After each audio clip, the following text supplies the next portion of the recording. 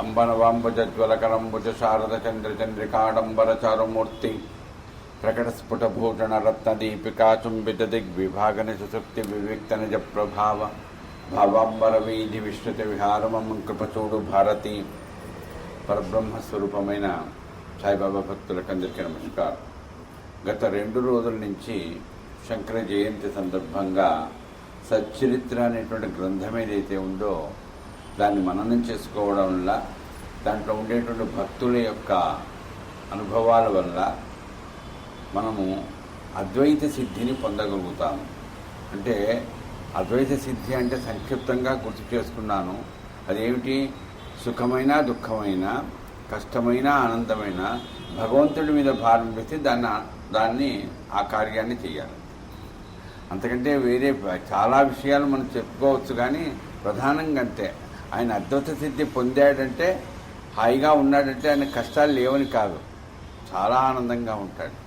పైన ఇప్పుడు నాకు గుర్తుకొస్తున్నది ఏంటంటే, కొత్తగా అసలు ఈ మహాత్ముల యొక్క సాంగత్యం చేయాలంటే, అంటే మనకు అద్వైత సిద్ధి రావాలంటే వాళ్ళ సాంగత్యం చేయాలని గుర్తు చేసుకుంటున్నాను 2 రోజులు. అసలు వీడికి పూర్తిగా సుఖము ఆనందం ఉంటే అట్లాంటి మహాత్ముల దగ్గర కలవడేమో. అంటే ఒక్కోసారి తుకారాం అన్నారు, అంత అనేవాడు కాదు, ఆయన అభంగాలలో చెప్పేవారు. అసలు భగవంతుడా నాకు కష్టాలనే ఇయ్యవయ్యా అనేవాడు. ఏంటంటే సుఖాలు ఇచ్చామనుకో నీకు దూరం అయిపోతాం, గురువు సేవకు దూరం అవుతాం, మహాత్ముల సాంగత్యం చెయ్యం. కానీ కష్టాలు ఉన్నప్పుడే, అందుకని ఎక్కడొచ్చింది మనకు, నిన్న మనం భీమాజీ పాటలు కథ విన్నాం. అలాగే దీక్షిత్ గారండి, ఈయన పెద్ద లాయరు, బాగా డబ్బులు సంపాదించాడు. బాంబేలో ఆ రోజుల్లో కార్పొరేటర్ ఆయన. అట్లాంటి వాడికి కాలు విరగడం ఏదైతే జరిగిందో, కాలు విరగకుండా ఉండుంటే చంద్రకర అడిగి ఉండేవాడు కాదేమో, ఈయన పోయి ఉండేవాడు కాదేమో. అందుకని దానికి హేమాడి పంత్ గారు భలే రాస్తారమ్మ. నిజంగా ఆయనకు ముందు ఆయన పాదాలకు నమస్కారం చేయాలి. ఏదో రాస్తూ నేను కూడా చాలా ఆ రోజులు ఆలోచించి అనువాదం చేసిన తర్వాత, దీక్షిత్ గారికి లండన్లో కాలు విరిగితే చంద్రకర్ గారు, ఒరే నేను కుంటిలాయర్ అంటున్నారా, బాబా దగ్గరకు వస్తే నేను ఏమవుతుందిరా, కుంటితనం పోతుందిరా అంటే, నా మనసులో కుంటితనం పోతే బాగుండు, చేస్తాడా. సరే, ఇది మనం విన్నాం. కానీ అసలు కుంటితనం అనేది అక్కడ జరగకుండా ఉండుంటే ఈ రకంగా బాబా దగ్గరికి వచ్చిండేవాడు కాదేమో. అట్లా రావయ్యా బాబు బాబా దగ్గరికి నేను అడుగుండేవాడు కాదేమో, ఆలోచిద్దాం. అయితే దానికి ఆయన ఏమంటా అంటే, దీక్షిత్ గారికి అది గురుపుష్య యోగము అన్నాడండి. నాకు జాతకాలు తెలియవండి. దీక్షిత్ గారికి అది గురుపుష్య యోగము అన్నాడు. అంటే ఆయన నక్షత్రం పుష్యమి నక్షత్రం. అంటే ఇవన్నీ వివరాలు ఎందుకంటే, అంటే ఈ విషయాలన్నీ హేమాడి పంత్ గారికి తెలుసు అన్నమాట. తెలియకపోతే రాయరు కదమ్మా. నాలాంటి వాడు ఏం రాస్తాడు? ఆయనకు కాలు విరింది, చంద్రకర్ చెప్పాడు, ఆయన చెప్తే ఈయన వచ్చాడు, ఇంతే. కానీ అది ఆయన అంటే దాన్ని ఎట్లా చెప్తున్నారంటే, పుష్యమి నక్షత్రంలో పుట్టినటువంటి అతనికట ప్రతి ఏ నక్షత్రంలో పుట్టినా, ఇప్పుడు జ్యేష్ఠాలో పుట్టినా, దేంట్లో పుట్టినా కూడా గురువు యొక్క యోగం ఉంటుంది, యోగస్థితి. అంటే గురువు అంతర్దశలో ఉంటాయి కదా, దాంట్లో గురువు యొక్క యోగ స్థితి ఉంటుంది, ప్రతి జాతకంలో ఉంటుంది. గురు పుష్య యోగం అంటే అతనికి గురుమహర్దశ వస్తే, ఎవరికి? దీక్షిత్ గారికి వచ్చింది. వస్తే అప్పుడు ఏమైంది?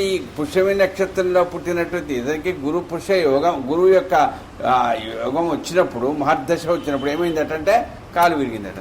ఇదేంటి సార్ వింటున్నారు కదా మీరు? ఏదైనా మామూలుగా మనం ఏమంటాం, గురువు మహర్దశ వస్తే అబ్బో బ్రహ్మాండంగా చదువు వస్తుంది, ఉద్యోగాలు వస్తాయి, అది ఇది ఇదంట. ఇది ఎందుకయ్యిందయ్యా అంటే, గురువు యొక్క సాంగత్యం రావాలంటే శారీరకంగా కానీ లౌకికమైన విషయాల్లో కానీ ఆయనకు లోపం జరగాలి. ఆమె నమస్కారం చేస్తున్నది. అంటే కొంతమందికి వింటే దీనికే ఇంకో అన్వయం. తర్వాత నాకు తెలిసింది, నాకు తెలీదు, మా ఆవిడ లేకపోతే మా వాళ్ళకి అసలు జాతకాలు తెలుసులేండి. ఏదో మొత్తం మీద మా అన్నగారు అందరి ద్వారా తెలుసుకున్నా. ఇంతకుముందు ఎవరికైనా అట్లా అయిందా అంటే, పునర్వసు నక్షత్రంలో పుట్టాడు, తెలుసుగా మీకు? ఎవరు? శ్రీరామచంద్రమూర్తి కదా. ఆయనకు గురు మహర్దశ వచ్చింది. ఎప్పుడండి? పట్టాభిషేక. ఆ గురు మహర్దశ వచ్చింది కాదని అన్ని అవశిష్టుల వారు ఏం చేశారు? పట్టాభిషేకానికి ముహూర్తం పెట్టారు. అప్పటిదాకా బాగా తన సొంత కొడుకు కంటే ఎక్కువగా చూసుకునే కైకకు పాడు బుద్ధి పుట్టింది. నిజంగా అసలు ఎవరన్నా ఊహిస్తారా? కైకేంటి మొగుడిని అడగ, ఇదంతా ఏంటండి కదా అంటే ఎవరికైనా కానీ గురు మహర్దశ కనుక జరిగితే అది అంటే హేమాడి పంత్ గారికి ఎంత గొప్ప అంటే నాలెడ్జ్ అంటారు చూడమ్మా, మెటీరియల్కి నాలెడ్జ్. కానీ దాంట్లో యథార్థం ఏం జరుగుతుంది? గురు మహర్దశలో దీక్ష. అందుకని ఇప్పుడు నేను ఎందుకుంటున్నా అంటే మహాత్ముల యొక్క సాంగత్యం జరగడానికి మనకు కూడా కాస్త ఇబ్బందులు. కానీ అట్లని అందరికీ కాదండి ఈ రూల్. కొంతమందికి వాళ్ళ పూర్వజన్మ సుకృతం వల్ల ఇట్లాంటివి ఏ లోపాలు లేకున్నా ఇట్లాంటి మహానుభావులు కొంతమంది ఉన్నారు కదా, చేస్తారు అట్లాంటి అది కొంతమందికి చాలా తక్కువ. ఇదే నాకు ఉద్యోగం లేదు కాబట్టి, ఉద్యోగం రాలేదు కాబట్టి, నాన్న అవస్థపడ్డావు కాబట్టి ఆ సత్యం చదువుకోమంటే ఈ మార్గంలోకి రావడం. కాబట్టి కొన్ని మనం వింటుంటే ఇప్పుడు అదే నరసింహమూర్తి గారు, మరి పేరు నాకు గుర్తులేదు, అదే కూర్చున్నారు. వారికి వచ్చినటువంటి ఇబ్బంది శారీరకంగా కళ్ళు సరిగ్గా కనపడకపోవడం. అప్పటి నుంచే అంటే ఆయన ఇప్పుడు నాకు చెప్పారు కాబట్టి చెప్తున్నాను మీకు. అప్పటి నుంచి ఆయనకు ఈ దత్త సాంప్రదాయంలో గణపతి సచ్చిదానంద స్వామి సాంగత్యం జరిగింది. ఆయన రైల్వేస్లో ఆడిటర్గా ఉండి అక్కడక్కడ తిరిగి, మరి అది కూడా ఏ ఏటా 32 ఏళ్ళప్పుడు, 52 ఏళ్ళప్పుడు కాదమ్మా, ఇంకా 8 ఏళ్ళలో రిటైర్ అవుతాడు. ఎట్లా 32 ఏళ్ళప్పుడు ఆ వయసులో ఉన్నప్పుడు మరి చిన్న పిల్లలు కదమ్మా, మరి ఎట్లా ఆ శక్తి. ఇప్పుడు మా కళ్యాణ్ గారు అన్నారు, అమ్మా మీ ఆవిడకి నమస్కారం చెప్పాలి. నిజమే, నేను కాదన్ను. ఆమె మాంగళ్య బలమని అది ప్రాణం పోకుండా ఉంది కాబట్టి. కానీ ప్రాణం పోకుండా ఉన్నా కూడా ఎవరిదమ్మా చేసేది సేవ? ఎంత భయం. అసలు ఒక రోగాన్ని ఒక అనుభవిస్తుంటే ఈ వ్యక్తి ఈయన బతుకుంటే సత్యంతో బాగుంటా అనుకునేవాళ్ళు ఎంతమంది అనకూడదు. కానీ మరి అట్లాంటిది అనుభవించాడట ఆయన. కానీ ఆయన ప్రాణం వచ్చి అంటే మామూలు స్థితికి వచ్చిన, చక్కగా ఇట్లాంటి సత్సంగాలకు వచ్చిన, భజనలు ఇంకోటి చేసిన, అటు ఇటు తిరుగుతున్న ఆ తల్లి చక్కగా తప్పదు కదమ్మా, తప్పదు కాదు, ప్రేమతో తనకు. అందుకని చెప్తారు పెద్దవాళ్ళు ఏమంటారంటే, ఒక వయసు పెరిగిన తర్వాత అనారోగ్యం కానీ ఏదైనా అవసరం అయినా కానీ భర్తనట కొడుకులాగా చూసుకోవాలట భార్య. ఇప్పుడు ఎట్లా చూస్తుంది నేను చెప్పాను, వదిలేండి. అంటే అది చెప్తారు పెద్దవాళ్ళు ఆ రోజుల్లో. మరి అట్లాంటిది ఆ తల్లి చూసేటువంటి ఆ శక్తి కానీ ఆమెకు కానీ ఆయనకు ఆ రకంగా తట్టుకోగలిగిన స్థితిలో పర్వాలేదు, నేను భగవంతుడి సేవలోనే ఉంటా, నాకేం తక్కువ కాలే అగా ఉన్నారుగా అందరూ. అంటే ఉన్నదాంట్లో తను పోగొట్టుకున్నది అంతా కూడా మర్చిపోడు. అది గుర్తుంటే ఆ వయస్సు అప్పుడు పడ్డ కష్టమంతా గుర్తుంటుంది. మళ్ళా యాక్షన్ డీప్లీ అంటే చేయలేం కానీ తెలుస్తే. కానీ ఇంత బాధలో కూడా మర్చిపోతుంటామా? ఎలా? ఎందుకు? ఇట్లాంటి సాంగత్యం వల్లనే. అంటే అద్వైత స్థితి ఏదైతే కలుగుతున్నదో ఆ కలిగేటప్పటికి ఏమవుతుందంటే, కష్టపడకపోయింటే ఆ స్థితి నాకు రాకపోయింటే నేను ఈ సేవ చేసుకునేవాడిని కాదేమో, ఈ రకంగా మేమంతా మా పిల్లలము నా భార్య ఈ రకంగా ఉండేవాళ్ళు కాదేమో అని ఈ రకంగా ఆలోచించకూడదు. ఆడిటర్ అయిపోయి ఫారిన్ వెళ్ళిపోయి అక్కడ బాగా సంపాదించి ఏవో కావచ్చు. అంటే లౌకికం నుంచి ఆధ్యాత్మిక వైపు. అందుకని ఎప్పుడు కూడా ప్రవృత్తి ఎట్లా ఉంటుందంటే వృత్తిని బట్టి ఉంటుంది. బాగా మంచి వయసులో ఉన్నప్పుడు, ఆ సంపాదనలో ఉన్నప్పుడు ప్రవృత్తి సహజంగా ఇంకా సంపాదన, పిల్లలు ఏమైపోతారు ఇంకా. కానీ ఆ వయస్సులో ఆ ఇబ్బంది వచ్చినప్పుడు ఆ ప్రవృత్తిలో ఆ మార్పు రావాలంటే అది సద్గురువుల అనుగ్రహం తప్ప మరొకటి కాదు. అది సాయిబాబా లాంటి వాళ్ళ అనుగ్రహం వల్లనే సాధ్యమవుతుంది. ఎందుకంటే వృత్తిలో మార్పు రాదమ్మా. వృత్తి చేస్తాం, మన వృత్తిలో మనం ఉంటాం, మన కర్మనే చేస్తాం. కానీ ప్రవృత్తిలో మార్పు రావాలి. ఏం నా కర్మ, ఎందుకు ఇట్లా జరిగిందా, ఎందుకు ఇట్లా జరుగుతున్నది అనిపిస్తుందే. అప్పుడు ఎందుకు భయపడతావు? ఎందుకు తెలుసు కదా మీకు. అంటే ఇప్పుడు ఈ రోజున చాలా కొన్ని విషయాలు గుర్తు చేసుకుంటాను నేను. ఒకతను అంబాడేగర్, ఎంతమ్మా ఆయన వయసు 25 ఏళ్ళమ్మా, అతనికి 18 ఏటే ఉద్యోగం వచ్చిందట. అది కూడా ఎక్కడ? ఎక్సైజ్ డిపార్ట్మెంట్, ఇన్కమ్ వ్యవహారం. అట్లాంటి డిపార్ట్మెంట్లో వస్తే కర్మ గాలితే అంటుంటాడు బుద్ధం కర్మానుసారిని. ఏమైందట? ఇంకో పెద్ద వ్యాపారం చేసుకుందామని దానికి కాస్త రిజైన్ చేశాడు. కర్మ కాదే ఏందండి, పెళ్లి చేసుకున్నాడు, రిజైన్ చేశాడు, ఎక్కడా వ్యాపారం బాగా రాలే. చివరికి పరిస్థితులు బాగాలేవు. ఇంకొక ఉద్యోగం ప్రయత్నం చేస్తే ఎక్కడా ఉద్యోగం రాలే. చివరికి ఎక్కడికి వచ్చాడండి? షిరిడీకి వచ్చాడు. ఇది జరిగింది. ఎందుకంటే మన వృత్తికి మన ప్రవృత్తికి అద్వైత స్థితి వస్తుంది చూడండి, సిద్ధి. అది వచ్చినప్పుడు బాబా ఏం అక్కడికి వచ్చినప్పుడు ఏంటి బాబా నా పరిస్థితి, భార్య షిరిడీలో ఎట్లా గడుస్తుందమ్మా ఆలోచించండి మీరు. ఏంటి అప్పుడు చివరికి ఎప్పుడు పోయినా పోనీ బాబా ఏం పర్వాలేదురా, నీకు ఏలినాడు శని పోయిందిలే, నీకు బాగున్నా, ఇట్లాంటివి చెప్పేవాడు కాదు ఆయన. నిన్న విన్నారు కదా భీమాలు, నేనేం చేస్తారు నీకు కర్మను అనుభవం. అట్లాగే ఈయన కూడా ఏం చెప్పేవాడు, భగవంతుడు రక్షిస్తాడు పోరా, అంతే. ఏ భగవంతుడు ఏమైతాడమ్మా మనిషి ఎప్పుడైనా గుర్తుపెట్టుకోండి, వ్యక్తిగతంగా ఆలోచించుకోండి కాస్త. మేము అప్పుడు అంబాడే గారు అనుకున్నట, ఒకరోజు రాత్రిపూట లాభం లేదు, ఏం చేద్దాం, ఇంకా భార్యకు కూడా చెప్పకుండా చనిపోదాం, అదే కదక. దానికి ప్రాణత్యాగం అని రాస్తారు హేమాడి పంత్ గారు. అదేదే అంటుంటాను మనం, ఇదే ఆత్మహత్య. ఆత్మక హత్య ఏమిటండి బాబు? కొన్ని పదాలు మనకు తెలియకుండా తప్పుగా చెప్తుంటాం. నైనంద శస్త్రాన్ని నేనంద హతిభావక అని ఆత్మ గురించి చెప్తాము, మళ్ళీ ఆత్మహత్య అంటాం.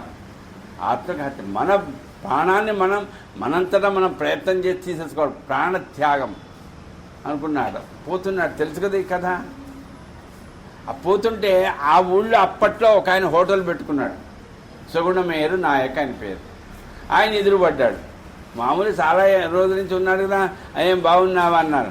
ఆయన ఈయన దగ్గర ఒక పుస్తకం ఉందట. అప్పుడు ఆ చీకట్లో లాందర వెలుతుల్లో ఆ పుస్తకం చూపించి, ఈ పుస్తకాన్ని నువ్వు చదివావా అని అడిగాడు. ఎవరిని? అంబాడే గారు. చూడండి ఎట్లా కలిసి ఇవన్నీ చెప్తుంటే, సార్ నిజంగా జరిగిందంటారు అట్లా, మనకు జరగడం లేదండి. సాయిబాబా భక్తులని మనం ఎన్నిసార్లు ఎన్ని రకాలుగా మనకు వచ్చిన ఆలోచనలు ఆవేశంలో ఏదో చేస్తే చివరికి అది జరగకుండా మనం మామూలుగా ఉన్నామా? ఎన్నిసార్లు జరిగిందమ్మా మీకు కానీ నాకు కానీ, బాబాని నమ్ముకున్న మనకు. మరి అలాగంగా అంబాడే గారు ఈ పుస్తకం నేను చదవలేదన్నాడు. నేను చదవడానికి పోతున్నాను, ఏ పుస్తకం చదువుతానని అంటాడా? అప్పుడు ఏం చేశాడు చూడండి, అప్పుడే చదవలేదని ఆ పుస్తకం తెరిచాడట. తెరిస్తే మధ్యలో ఒక కథ ఆయన చదువుతున్నాడ లాందరి వెలుతుల్లో. అప్పుడేం ఎలక్ట్రిసిటీలు ఇవన్నీ ఏం లేవుగా. ఆ చదువుతున్న ఆ కథ ఏంటట, ఒక 90 ఏళ్ళు దాటినోడు. ఎంత నిజంగా నాకు చెప్పేవాడిని అదృష్టం అన్నారు. ఇట్లాంటి చంద్రశేఖర్ గారి పుణ్యమాన్ని మననం చేసుకుంటున్నాను. ఇదంటే ఎప్పుడు మననం చేసుకుంటే మనం ఎంత అదృష్టవంతులమా అనిపిస్తుందమ్మా. ఆ పుస్తకం చదువుతుంటే అంటే తెరవంగానే 90 ఏండ్ల వాడికి కడుపు నొప్పేట. వాడు అక్కలకోట స్వామివారి శిష్యుడట. తట్టుకోలేక కడుపు నొప్పిని తట్టుకోలేక వాడు బావిలో పడ్డాడు. అది చదువుతున్నాడు అంబాడే గారు. బావిలో పడితే ఈ స్వామి ఏం చేశాడు, వాడిని బయటికి లాగాడు. లాగి ఒళ్ళో పడుకోబెట్టుకున్నాట. ఒరే, కడుపు నొప్పిని తట్టుకోవాలి కానీ చచ్చిపోతే ఏమిట్రా మళ్ళా పుట్టాల్సి వస్తుందిరా అన్నాడు. 90 ఏళ్ళ వాడికి ఏం చస్తే ఏం సార్ ఆ కడుపున. కానీ చూడండి, వీడికి 25 ఏళ్ళు, వీడు చావడానికి పోతున్నాడు. భార్య ఉంది. ఏమన్నా అర్థం ఉందా? అంటే ఉద్యోగం రాకపోయినా, కడుపు నొప్పైనా, కాళ్ళ నొప్పైనా, కళ్ళ నొప్పైనా, ఏమైనా కానీ, అది క్యాన్సర్ కానీ హార్ట్ ఏదైనా కానివ్వండి, గుర్తుపెట్టుకోవాలి, భగవంతుడు ఇచ్చినటువంటి ఈ ప్రాణం, తల్లిదండ్రుల దయ వలన వచ్చినటువంటి దేహం ఇది. మనకు లేదండి. పౌరపట్టాన్ని ఎవడు ఇయ్యడు. అగో లాయర్ గారు అనుకున్నాడు, నువ్వు ఇది చేసుకొని ఇష్టం చూడు, ఎప్పుడైనా చంపేసుకోండి అనగా లేదు. అంతే, భగవంతుడు రాసి పెట్టాడా, మనం చేసుకున్న కర్మకు మనం అనుభవించాలా, అంతే. ఈ అనుభవించాడా పోదామన్నా కూడా పోలేమండి. అదేదో చాలా కళలు మీరు వింటుంటారు కదా. మరి ఒకసారి ఏమో సార్ మరి ఏం సార్ అంటే చచ్చిపోయాడు సార్, చచ్చిపోతాడు అంతే. వాడు అసలు ఊహించాడు. అట్లా ప్రాణం పోతాడు టప్ అంతే. అవన్నీ ఎన్ని జరుగుతున్నాయి. కాబట్టి ప్రాణత్యాగం చెయ్యడము, చచ్చిపోవడం అంత దరిద్రపు ఆలోచన ఉండదు. కానీ కష్టము బాగా ఎక్కువైనప్పుడు ఎవడైనా మొట్టమొదటి నిర్ణయించుకునేది మనస్ఫూర్తిగా నేను చచ్చిపోవాలి, ఈరోజు కాదు రేపు ఎప్పుడెప్పుడు స్టెప్ చేస్తా, అంతే. అది ఎంత తప్పు పనిని, అది ఎవరు చెప్పించారు? బాబా చెప్పాడా? ఆ పుస్తకం చదివితే ఆ టైంకు. అందుకని చెప్తున్నా చూడండి, టైంకు మందు పడాలి. అది పనికిమాలిన మందు పడితే ఇప్పుడే విన్నా దండగా. కానీ సరి అయిన మందు సరి అయిన సమయానికి పడాలి. ఏం మందండి? చికిత్స కాదు, నివారణ. రోజు వింటున్నాం అద్వైత స్థితిని అందించడం కోసం బాబా నివారణ. ఆ మానసికంగా ఉండే బాధ ఉందే, ప్రవృత్తిలో ఉండేటువంటి బలహీనత ఉందే, ఆ ప్రవృత్తిలో ఉండే బలహీనతను పోగొట్టడానికి నివారణ చేస్తున్నాడు. ఎలా? అరే ఆ సాధువు అక్కలకొండ స్వామి నీ నమ్ముకున్నవాడు 90 ఏళ్ళ వాడు చచ్చిపోతే పోయినాళ్లే అన్నాడా? పుట్టుక చావు అనేటువంటిది ఉంటాయి. చచ్చాడు అంటే మళ్ళా పుట్టాలి వాడు. మళ్ళా పుట్టకుండా ఉన్నాడు అంటే మామూలుగా వెళ్ళిపోతే పుట్టాడండి, మళ్ళా ఎందుకంటే లేదు, అవసరం లేదు. కానీ ఏదైతే బాధను తట్టుకోలేక, కష్టాలు తట్టుకోలేక, ఇతి బాధలు తట్టుకోలేక ప్రాణం త్యాగం చేశాడు అనుకోండి, వాడు మళ్ళా పుట్టి తీరాలి. ఎందుకంటే ఆ శేషం బ్యాలెన్స్. ఎందుకంటే ఈయన బ్యాంకులో పనిచేశాడు, మళ్ళీ అనుభవించాల్సింది బ్యాలెన్స్ తప్పదు, వడ్డీ తీర్చుకోవాల్సిందే. అట్లా అది తప్పదు. అట్లా ఎందుకురా? ఎవరికి చెప్తున్నాడు ఈ బోధ? మనకా కాదు, మనకే కాదు, అంబాడే గనక ఇదేనమ్మా. భగవద్గీతను ఆధారం చేసుకొని, అర్జునుడిని ఆధారం చేసుకొని చెప్పిన దాన్ని ఎవరికి చెప్పారట? ఒక అర్జునుడికి చెప్పలేదు, కృష్ణుడు అందరికీ చెప్పారట. అలాగే సచ్చరిత్రలో ఉండేటువంటి అద్వైత సిద్ధిని అందిస్తుందన్న అనుకుంటున్నామే. శంకర జయంతి రోజు నుంచే మననం చేసుకుంటున్నామే. ఎక్కడైనా ఎప్పుడైనా మనిషికి ఈ రోజు ఉన్నట్టు రేపు ఉండదమ్మా, ఇంకో గంట క్రితం ఉన్నట్టు ఇప్పుడు ఉండదమ్మా. ఏ వార్త వింటామో మనసు ఎట్లయిపోతుందో తెలియదమ్మా. మరి అట్లాంటి స్థితిలో కాస్త ధైర్యం తెచ్చుకో. ఎవరు చెప్తాం మన ధైర్యం? రాదు. చాలామందిని మీరు బంధువులను చూసుంటారు, మనకి ఏదైనా కష్టం వచ్చింది, అరే వచ్చిందా, ఆమె ఏమి అయిపోతుందా, ఇంకా వీడి అసలు వాళ్ళకంటే ఇది ఎక్కిస్తారండి కదమ్మా. కానీ బాబా బంధువులు, బాబా సచ్చరితను నమ్ముకున్న వాళ్ళు ధైర్యాన్ని ఇస్తారమ్మా. ఎందుకంటే గురువుగా ఆయన గురువుగారికి ఇచ్చింది అది, ఆయన మనకి ఇచ్చేది అదే. ఎంత ఫస్ట్ అసలు ధైర్యంగా ఏం కాదు, ఏం అవుతుందో చెప్పలేం. కానీ ముందు పైన ఏదైనా అయినా కూడా ఏం చెప్పాలమ్మా. అందుకని ఇప్పుడు నేను గుర్తు చేస్తున్నా, అదే మా షడ్డకుడి కూతురు ఇక్కడ నల్గొండలో ఉంటుంది అన్నపూర్ణ. మా బావమరిదే చంద్రశేఖర్ చనిపోయాడు. చిన్న పిల్లలు ఇద్దరు. నేను వెళ్ళాను. వెళ్తే బాబాయ్ నువ్వు ఎప్పుడు చెప్తుంటావు కదా, బాబాని నమ్ముకుంటే ఎట్లా ధైర్యంగా ఉండాలని. అంతేనమ్మా. ఏమిటమ్మా ఎట్లా బతుకుతావమ్మా, చిన్న పిల్లలు కదా, నీ వయస్సు 30 ఏళ్ళ 35 ఏళ్ళ, ఏ పరిస్థితి అమ్మా నీది? మరి ఎట్లా ఏంటి ఎట్లా గడవాలి జీవితం? ఇంకా ఎన్నేళ్ళు, ఇంకా నీకు దానిపై ఇంకొక 50 ఏళ్ళ వయస్సు ఉంటుంది. చిన్న పిల్లలు వాళ్ళు ఎప్పుడు ఎదిగి రావాలి, మరి ఎట్లా ఉంటుందంటే ఆలోచించండి. కానీ బాబా సచ్చరిత్ర ద్వారా నేను చెప్పిన ఫస్ట్ ఎట్లా గడుస్తుంది కదా, ధైర్యంగా ఉండదు, దారి చూపిస్తాడు ఆయనే గురువు. అందుకని మనం ఎప్పుడైనా కష్టం వచ్చినప్పుడు కుంగిపోవడం అనేది సహజ లక్షణం. కానీ అద్వైత సిద్ధినిచ్చే సచ్చరిత్ర కుంగిపోకుండా చేస్తుందండి. నాకు చేసింది, మీకు చేసింది, నా కుటుంబంలో అందరికీ చేసేది. కష్టం వచ్చితే తట్టుకోలేమమ్మా. కానీ తట్టుకోలేనప్పుడు మన ఆవేశంలో అంటారు చూడండి, చేతులు కాలు తర్వాత ఏం ప్రయోజనం అమ్మా. ఆవేశంలో ఏదో చేస్తాం, ఆ తర్వాత ఏం చేసినా లాభం లేదు. ఈ ఆవేశం రాకుండా ధైర్యంగా, ఎంత ధైర్యం రా నీకు, ఎంత ధైర్యంగా ఉన్నావురా నువ్వు. ఇంకా ఈ బాబా భక్తులు సచ్చరితను నమ్ముకున్న వాళ్ళు కొందరు ఆ రకంగా ఆలోచన చేయనటువంటి వాళ్ళు ఉన్నారండి. ఎవరు? భగవంతుడు భక్తులే. నేనేం వాళ్ళని నాస్తికులు అనడంలా, నక్సలైట్లు అనడంలా. వాళ్ళు ఏమిటండి మీకేమి ఎంత ధైర్యంగా ఉన్నారండి, ఎట్లున్నారండి? ఉండగా ఏం చేస్తారు? వాళ్ళతో పాటు మనం కూడా ఏడుస్తూ కూర్చుంటామా? అంటే ఈ మనుషులు ఎట్లా భగవంతుడు భక్తులైనప్పుడు ఒక గురువును నమ్ముకోకపోతే ఇదే ఆలోచన. గురువునో మహాత్మునో నమ్ముకున్నారనుకోండి, ధైర్యంగా ఉంటారు. కష్టాలు వస్తాయి కానీ ఆ కష్టాలు తీర్చుకోలేకపోవచ్చు, కానీ మనసుకు ధైర్యం ఉందనుకో కాదు. ఆ ధైర్యం అనేది రోగాన్ని చికిత్స చేయదమ్మా, రోగాన్ని నివారణ కూడా చేస్తుంది. కాబట్టి ఇట్లాంటివి ఎన్ని కథలమ్మా. అందుకని మనం ప్రధానంగా ఈ 2 రోజుల నుంచే గుర్తు చేసుకుంటూ, ఈరోజు కూడా మీ ముందు నేను గుర్తు చేస్తున్నది అద్వైత సిద్ధిని. అంటే ధైర్యంగా ఉండడం, కుంగిపోకుండా ఉండడం, అహంకారం పెంచుకోకుండా ఉండడం అని మన చేతిలో ఉంది. నీకు పండిచ్చారు, కత్తిచ్చారు. ఈ పండెం బాలేదని గొంతు కోసుకుంటాను నేను, బుద్ధిందా లేదా అంటారు. అరే నీ కత్తి పండించింది ఎందుకు, పండు కోసుకొని తినమన్నాను. బుద్ధి ఉందా నీకు? అట్లాగే నీ మనస్సు ఏదైతే ఉందో ఆ మనస్సుతో నువ్వు చక్కగా నీ స్థితిని నువ్వు అట్లా తయారు చేసుకోవచ్చు, కానీ చేసుకోవడం లేదు. ఎందుకో నీకుండే ఆలోచనలే, ప్రవృత్తి అంటారు. అందుకనే చాలామంది చెప్తారు ఏమంటే మనోస్థితి పరిస్థితి అని. పరిస్థితి ఎప్పుడు మారదమ్మా, ఎప్పుడు మారదు. ఎవడొచ్చి కూర్చోవాలంతే, సీట్లు లేకపోతే నిల్చోవాలంతే, అంతే, ఎంతవరకు అంతే. కానీ మనోస్థితిలో ఇదైనా ప్రాప్తమైందిగా, ఈ మట్టుకైనా మనం వినగలుగుతున్నాంగా. అంటే ఎవరికి పరిస్థితుల్లో వాళ్ళకి పరిస్థితిని ఏం మార్చలేమమ్మా.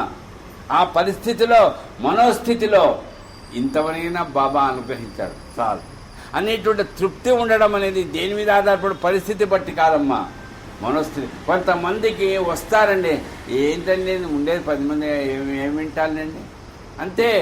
వాళ్ళ మనోస్థితి, అది పరిస్థితి కాదమ్మా. కాబట్టి మనోస్థితి ఎప్పుడు కూడా, ఎప్పుడైతే అంటారు చూడండి, మనస్సు ఎట్లాంటిదట్టమ్మా మీకు తెలుసు. నేను మననం చేసుకుంటున్నాను, ఒక గుర్రం లాంటిది అది. అది వరిగెత్తినంత స్పీడ్కి ఏది మనం తట్టుకోలేము. దాన్ని ఏం చేయాలట, పట్టుకొని రౌతుండాలి. అది గనక ఆ కళ్ళము, ఆ తాళ్ళు ఎవరికి, ఆ మనస్సును భగవంతుడు గురువు గారికి ఇవ్వండి. అప్పుడు ఏం చేస్తుంది, ఈ పారిగెత్తడం ఉంటుంది చూడండి, ఆ స్థితి నుంచి ఆపి నిగ్రహించుకో, ధైర్యంగా ఉండవు, నువ్వేం మామూలు వాడి కాదు, నువ్వు ఆత్మస్వరూపుడివి అని నీలో ధైర్యాన్ని ఇవ్వగలిగిన ప్రవృత్తమ్మ. అలాంటి ప్రవృత్తులు నింపగలిగినది సచ్చరిత్ర. కాబట్టి ఈ సచ్చరిత్ర అనేది ఉంటే దాంట్లో ప్రధానంగా మనం గుర్తు చేసుకోవాల్సింది భక్తుడు కానీ శిష్యుడు కానీ. సో భక్తుడు వేరు, మా ఆలోచన తర్వాత విందాం. ఈ శిష్యుడు అనేవాడు ఎవడైతే సచ్చరిత్రను నమ్ముకొని బాబాని నమ్ముకొని ఉంటారో వాళ్ళ ప్రవృత్తిలో మార్పు వస్తే అద్వైత సిద్ధి వస్తుంది. కానీ ప్రవృత్తిలో మార్పు రావడానికి ఎందుకు రాదండి, అందరికీ రాదు ఎందుకండి అంటే ఇదే ఈ కల్మషపు ఆలోచనలు, దిగులు, భయము, ఇవి ఎవరిని చెప్ప మనకు మనలోనే ఉంటే అవి తీర్చుకోవాలి. ఇంకొకటి అహంకారం అండి. అందుకని ఈరోజు ఒక కథ గుర్తు చేస్తాను నేను. యథార్థంగా చాలా గొప్ప శక్తిమంతులు ఉంటారు చాలామంది. వాళ్ళకు లౌకికంగా వాళ్ళకు కొన్ని శక్తులు ఉంటాయి. శక్తులు అంటే అదేదో శక్తులు కాదండి, అంటే విద్యాశక్తి, హోదాలు, పదవులు, ఇవన్నీ ఉంటాయి, డబ్బులు ఉంటాయి. అట్లాంటి వాళ్ళల్లో మూలీ శాస్త్రి అనే ఒక ఆయన బాగా జ్యోతిష్యం వచ్చండి, సాముద్రికం బ్రహ్మాండంగా వచ్చండి. వినండి, ఆయనకి అద్వైత సిద్ధిని బాబా ఇచ్చాడు. ఇప్పుడు అంబాడే గారి కథ విన్నాం మనం. ఆ తర్వాత ఏమైంది, ఆయన ఉద్యోగం రాలే. ఆయనకు బాబా దగ్గర ఎవరో వస్తే జ్యోతిష్యం చెప్పేవాడట. ఆయన బాగా జ్యోతిషాస్త్రం, ఆయన పిలిచి ఈ అంబాడే గారికి జ్యోతిష్యం నేర్పిస్తున్నాడు. బాబా చెప్పాడు కదా, నేర్పించాడటండి. ఆ తర్వాత పూణేలో ఈ అంబాడే గారు ఓ 15 మందిని ఉద్యోగులను పెట్టుకొని ఆయనకు పెద్ద జ్యోతిష్యాలయం కట్టాడట. ఎవరు? అంబాడే గారు. ఇది జరిగింది. అంటే అద్వైత సిద్ధిని కలిగించడంలో అదే కనుక ప్రాణత్యాగం చేస్తుంటే ఏమైండేది? కాబట్టి మహాత్ములు ఎప్పుడు కూడా, గురువులు ఎప్పుడు కూడా మనకు ఆ రకమైనటువంటి ఆ స్థితిలో ధైర్యాన్ని ఇచ్చి, తర్వాత నువ్వు కుంగిపోవద్దు, అహంకారాన్ని పెంచుకోవద్దు. అది రెండు ఎప్పుడు కూడా గుర్తుపెట్టుకోవాలి. అయ్యా బాబా ఇచ్చిందే కదా నాకు ఈ ఉద్యోగం, బాబా ఇచ్చిందే కదా ఈ సుఖం, బాబా ఇచ్చిందే కదా ఈ సంసారం అని ఈ రకమైనటువంటి ఆలోచనలు ఎప్పుడైతే నీ మనస్సులో కలగకపోతాయో అప్పుడు మళ్ళా మామూలే. తెలుసు ఏమిటి, ఒక పురుగు ఉంటుందండి. ఆ పురుగు ఏం చేస్తుంది, దీపం దగ్గరే పోతుంది, ట్యూబ్లైట్ దగ్గరే పోతుంది. పోతే ఏమవుతుందండి? అది సస్తుంది. అది అయినా మళ్ళీ అదే పోతుందండి సార్. వాడు పోయి సచ్చితా చూడరా, మళ్ళా ఇప్పుడు అక్కడ గుంత ఉంది, వాడు పడ్డాడు, కాళ్ళు చేతులు మళ్ళా నేను పోతానండి అలా. బుద్ధి ఉందా సార్ ఏమన్నా అంటారు. అట్లాగే కానీ ఆ పురుక్కు లేదండి శక్తి. మరి మనిషికి వివేకం ఉందిగా, ఆ వివేకంతో ఏం చేయాలి? అది ఈ అహంకారంతో నేను పాడైపోతున్నానే, నాకన్నీ తెలుసు, నాకు తెలిసినంతగా ఎవరికీ తెలియదు, నేను ఒకటి చెప్తే నేను ఎందుకు వినాలి? ఇది చూస్తే సరే అమ్మో, దానంత భయంకరమైన డేంజరస్ కరోనా కాదు కదా, క్యాన్సర్లు 50% అట్లాంటిది భయంకరంగా. అందుకనే హేమాధిపంత్ ఏమన్నాడని మొట్టమొదటి కొట్టాడండి. ఓ పెద్ద కత్తి తీసుకొని మొహం మీద కొట్టాడు. ఎవరిని? అన్నా సాహెబ్ దబోల్కర్. ఏం వాదన చేశాడు? ఏందా గొడవ? తెలుసు కదండి మీకు 2వ అధ్యాయంలోనే. అంటే ఎందుకండి గొడవ చేసింది? నాకు తెలుసా, నీకు తెలుసా? అది దేని గురించి అండి? ఆధ్యాత్మికత గురించి. అందులో గురువు అవసరం లేదంటాడండి ఆయనేమో. లేకపోతే విధి మనం తట్టుకోలేము, ఎవరినో ఒకటి పట్టుకోవాలి. ఆ కళ ఏమేమో మాట్లాడండి, గంటలు తడిపోయినాయి. అలసట హారతి వచ్చేసింది, పోయారు. బాబా చెప్పాడు, ఏమిటా గొడవ? కొట్టుకున్నారా? కట్టెలు రాళ్ళు ఏం లేవు, కానీ మనసుతో అనవసరంగా ఎందుకురా వాదన చేశావు? బుద్ధి ఉందా నీకు? అన్నీ నీకు తెలుసా? వాడు చెప్పేది వినవా? బాలాభాట చెప్పేది నువ్వు వినవా అని అనలేదండి. చూడండి గొప్పతనం అది బాబాది. ఆయన అట్లలే ఈ హేమాధిపంత్ ఏమన్నాడని దీక్షతో చూపించాడు. అంటే ఇంత తెలివికల్ల వాడివి, ఇంత బాగా తెలిసిన వాడివి వాదన చేస్తే ఏం ప్రయోజనంలా?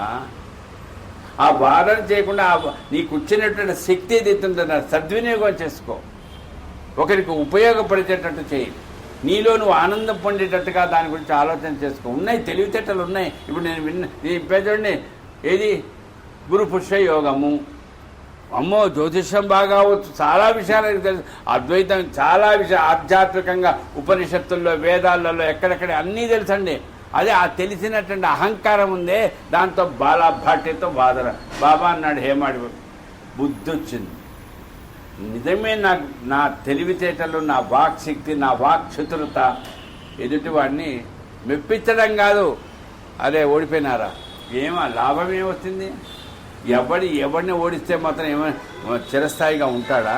ఎవడో ఉన్నాడు కదండి. ఎందుకు ఈ వాదన చేయాలి? అందుకని సచ్చరిత్రను పూర్తిగా నమ్ముకొని బాబా భక్తులుగా ఉండేవాళ్ళు బాగా గుర్తుపెట్టుకోవాల్సింది.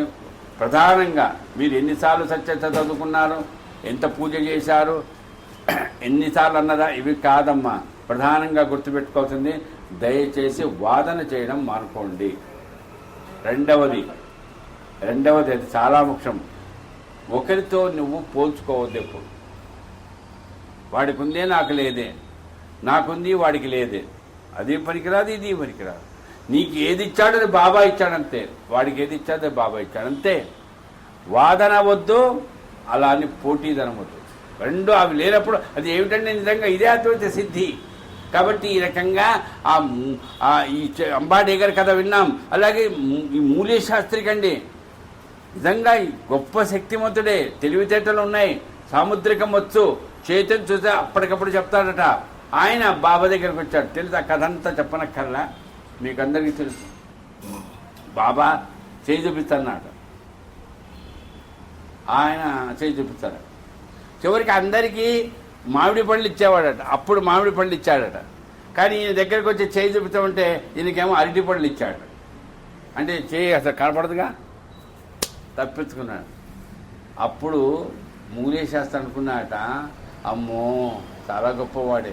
కానీ తర్వాత బాబా ఏం చేశాడు తెలుసండి? తెలుసు కదా మీకు కథ. ప్రవృత్తిలో మార్పు వచ్చింది.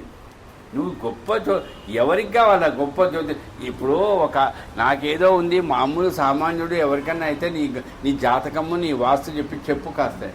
అంతేగాని మహాత్ముల దగ్గరే పోయి చెప్తావా? ఆయనకు అవసరమా? ఆయన ఎప్పుడు చచ్చిపోతాడో, ఆయన ఎప్పుడు చచ్చిపోయేటప్పుడు ఎంతెంత మిగుల్చుకుంటాడో ఆయనకు అవసరమా?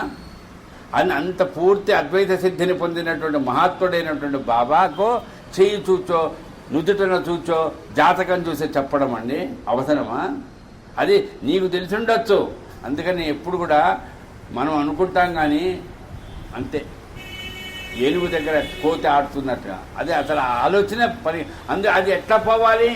మనసులోంచి పోవాలి. అంటే ప్రవృత్తిలో మార్పు రావాలి. బుద్ధేరా నీకో, నీ గురుగారు ఎవరో తెలుసా? ఏం చేస్తున్నావు నువ్వు?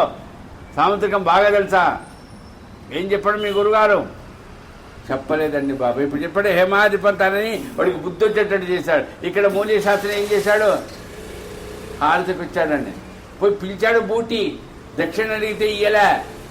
కదంతా మీకు తెలుసు కాబట్టి షార్ట్ కట్ చేసుకుంటూ వెళ్ళిపోతున్నా. వచ్చాడు మూలీ శాస్త్రి. వచ్చేటప్పటికి అది దావడి కట్టుకున్నాట, మడితో ఉన్నాను అనుకున్నాట. ఏం చేశాడు? ఎవరో పిల్లవాడు వచ్చి ఈయన దాకాడట. ఈయన దాకితే ఈయన మరిపడిపోయినట్టుగా అయిపోయాడు. అప్పుడు ఆ చేతిలో ఇచ్చిన అక్షతలు వేస్తే ఎర్ర బట్టలు వేసుకుంటే కాషాయ వస్త్రాలు ధరించిన వాళ్ళ గురువుగారు అక్కడ కనిపెట్టారు. అది కూడా చెప్పాగా. ఇప్పుడు నేను చెప్తున్నా కదా, హేమాడి పంత గారికి ఎంత సాహిత్య పటిమ ఉందో కానీ అంటే అక్కడ అంటాడు, నా గురువు నిధానుడైనాడు. వింటున్నారు కదా ఆ పదాలు. నా గురువు నిధానుడైన వాడు ఇప్పుడు నాకు నిధనుడైన వాడు నిధానుడైనాడు ఇప్పుడు అంటాడు. నిధనుడైన వాడు నిధానుడైన. ఇదేంటి సార్? నిధనుడు అంటే చనిపోయాడు. నిధనపతయే నమః ఉంది కదా. నిధనము, నిధానము అంటే కుబీరుడు కావడం. కుబీరుడిని ఏమంటారంటే నిధానుడు అంటారు. మరి ఈ శబ్దాలు ఏమాడు ఇది ఉందమ్మా. అందుకని మూలం నేను చదవని, నేను చెప్పను మీకు. అది రెఫరెన్స్ బుక్. అది ఒకసారి దాని రుచి కనుక వండుకున్నా అనుకో, కళ్యాణి గారిలాగా పద్మావతం, ఇంకా అమ్మో చాలా గొప్పగా ఉంటుంది. ఒక్కోసారి అనిపిస్తుంది. అందుకని మీరు చూస్తుంటారు, జయసాయి గ్రూపులో ఉండేవాళ్ళు రోజుకొక అధ్యాయం దాంట్లో పెడుతున్నాను నేను ఈ మధ్య. ఈరోజు 20 అంటే ఆమె చదువుతుంటే నేను వింటుంటానబ్బా, ఏం పదప్రయోగాలు ఏంటమ్మా. అంటే అక్కడ గొప్ప విశేషం ఏంటంటే, ఇంత విద్వత్తు ఉండేటువంటి ఆయన, నాది ఏం లేదు బాబా ఇచ్చిన అనుగ్రహం అదమ్మా. అది విద్వత్తుండే పదప్రయోగం చేసి శబ్దప్రయోగాలు చేశాడు. ఎవరు? నారాయణ రెడ్డి గారు, లేకపోతే దాశరథి గారు, లేకపోతే విశ్వనాథ సత్ అనంతా వాళ్ళు పండితులమ్మ, కవులు. కానీ ఇక్కడ పండితుడు కాదు, పండితుడే, కవే. అందుకనే ఎవరో చెప్తే విన్నాను నేను, ఒక కావ్యం తయారు కావాలంటే కొన్ని లక్షణాలు ఉండాలి. అంటే వర్షం గురించి వర్ణన చేయాలి, అట్లాగే ఋతువుల గురించి వర్ణన చేయాలి. ఇంకోటి తెలుసో తెలియదు మీకు, స్వప్నం గురించి వర్ణన చేయాలట.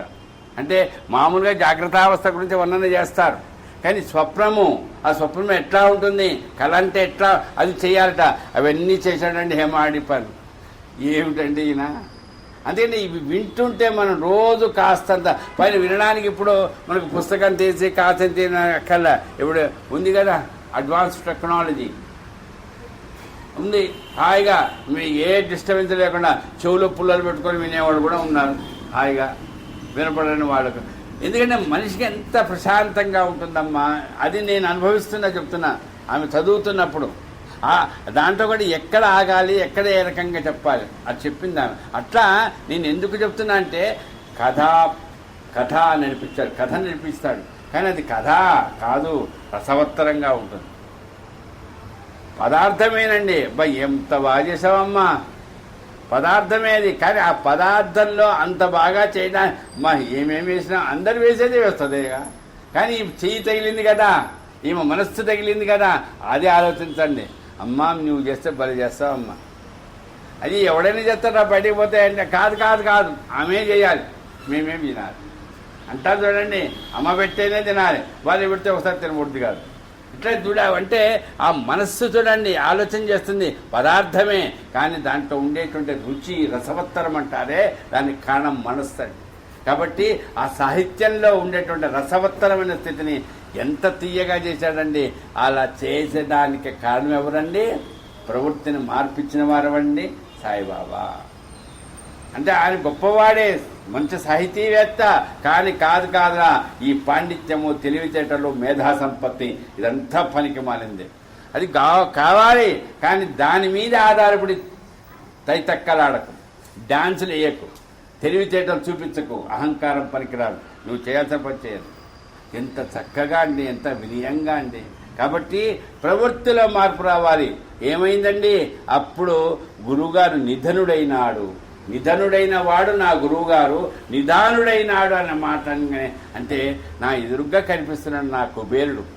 ధనమును, ఏ ధనాన్ని అక్షయం అంటే అద్వైతమైనటువంటి నిధిని నాకు కళ్ళు తెరిపించి నాకు భయం లేకుండా చేసి ధైర్యంగా వచ్చినటువంటి గోరఖ్ స్వామి. ఎవరి గోరఖ్ స్వామి? మూలీ శాస్త్రి గారి గురుగారు. ఆయన చనిపోయి చాలా ఏండ్లైంది. ఈయన గురువుగారే ఆయన, కానీ ఎదురుగ్గా ఆయనే కూర్చున్నాడట. ఎక్కడా బాబా కనపడలే. ఈయన తట్టుకోలేకపోయాడు, గిచ్చుకున్నాడటండి. సత్యత్తుల మీద పత్యనారాయణ పుస్తకంలో కూడా ఉంది, గిచ్చుకున్నాడట ఒళ్ళు. ఎందుకో మనం ఇక ఈ అమ్మాయి మా అమ్మాయి లాగానే ఉంది, గిచ్చుకుంటా కాదు అంటే ఒక్కోసారి తన్మయత్వంలో ఒళ్ళు మర్చిపోయి నిద్రపోతుంటే ఏది కలగంటున్నామా అనుకుంటాం. ఆ రకంగా ఏది గుచ్చుకున్నా మళ్ళీ ఆయన కనిపించాడట. దగ్గరికి వచ్చాడట, చూచాడట. గోరఖ్ స్వామి మహారాజుకి జై, అందరేమో సాయినాథ్ మహారాజుకి జై అంటున్నారు. ఏమిటిది? ఇట్లా అంత ఆనందంగా ఉంటుంటే అప్పుడు దక్షిణ ఇవ్వబోతే అప్పుడు చూశాడు. మళ్ళా మామూలు బ్రహ్మ కాదు, బ్రహ్మ. ఎవరా బ్రహ్మ? నీ గురువే.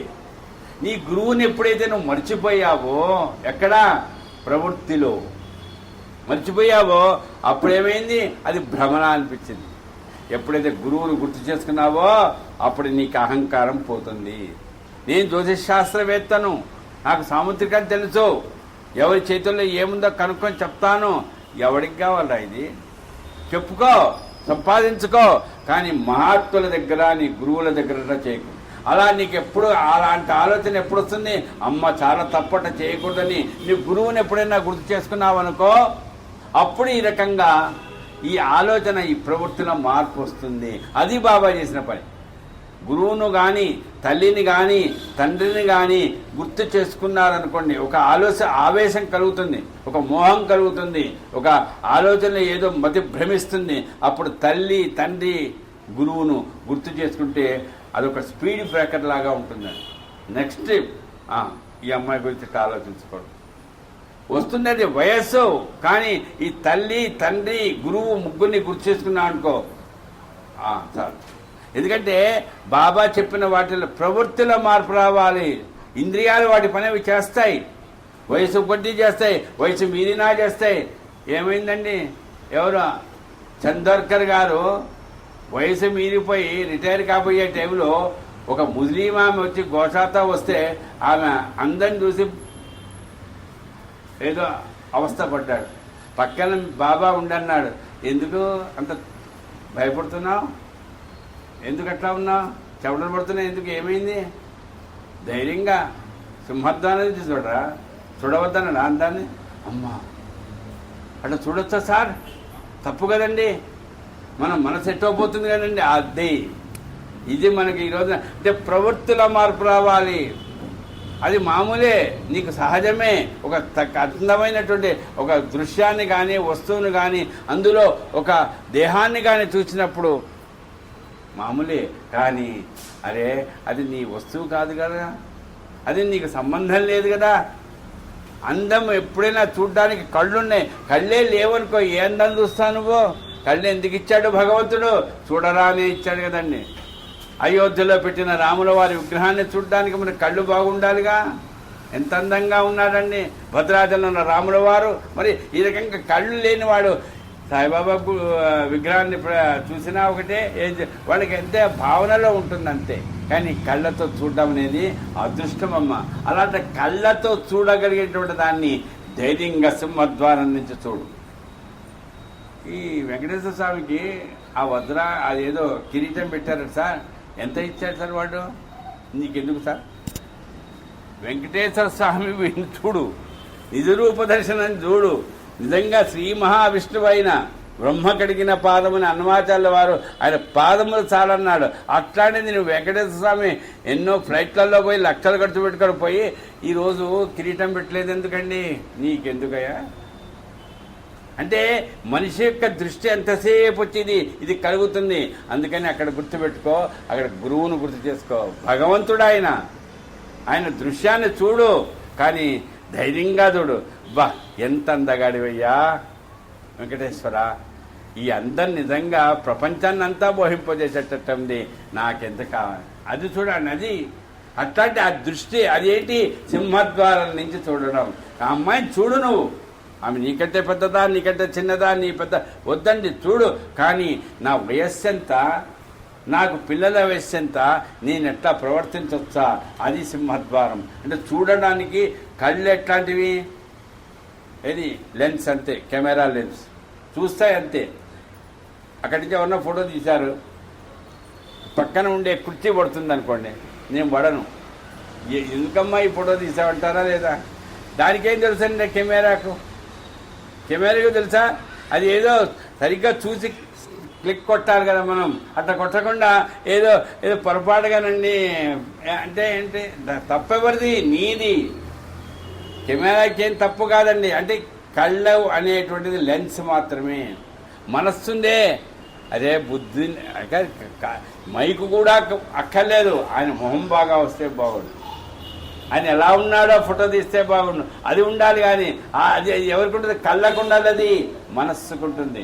సో రిమోట్ అంటారు చూడండి, ఆ మనస్సులో నువ్వు ఆ అందాన్ని చూడు, లేదా ఒక కురూపిని చూడు, లేదా ఒక బాధ కలిగేవాడిని చూడు, ఒక ముసలామిని చూడు వంగిపోతూ తిరుగుతానే, అయ్యా నేను కూడా రేపు అట్లే అవుతానా, ఇంకా అక్కడే కూర్చోకు, నేను కూడా రేపు ఇట్లనే వంగిపోతానా అని అట్లనే కూర్చోకో, అది తప్పండి. అది ముసలివాళ్ళని చూడు, అందగాళ్ళని చూడు, వయసు, కానీ మనస్సులో నీ ఆలోచనలో అరే నాయన ఇదంతా భగవంతుడి సృష్టి కదా, ఏదైనా అంతా కొండలైనవే, గుట్టలైనవే, నదులైనవే, సముద్రం అయింది. ఏదైనా వేరు చేయగలుగుతామా?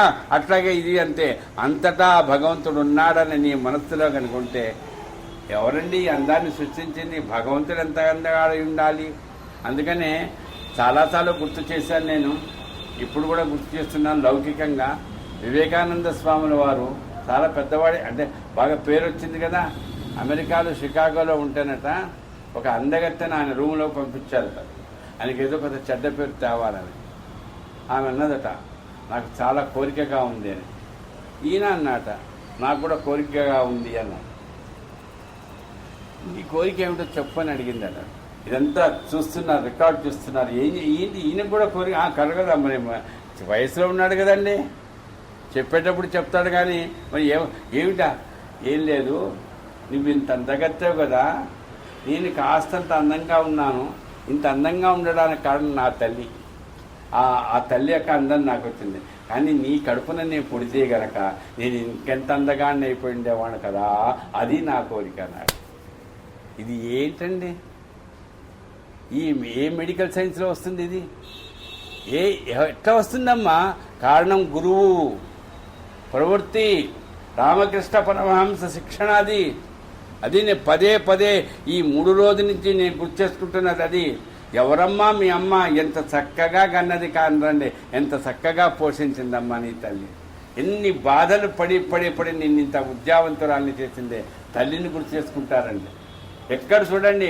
అందుకని శివాజీ తల్లి ఎవరని అడుగుతారు, తండ్రి ఎవరని అడుగుతారు తక్కువే. అలాగే రాముడి తల్లి కైకేయి అంటారండి, కౌసల్య.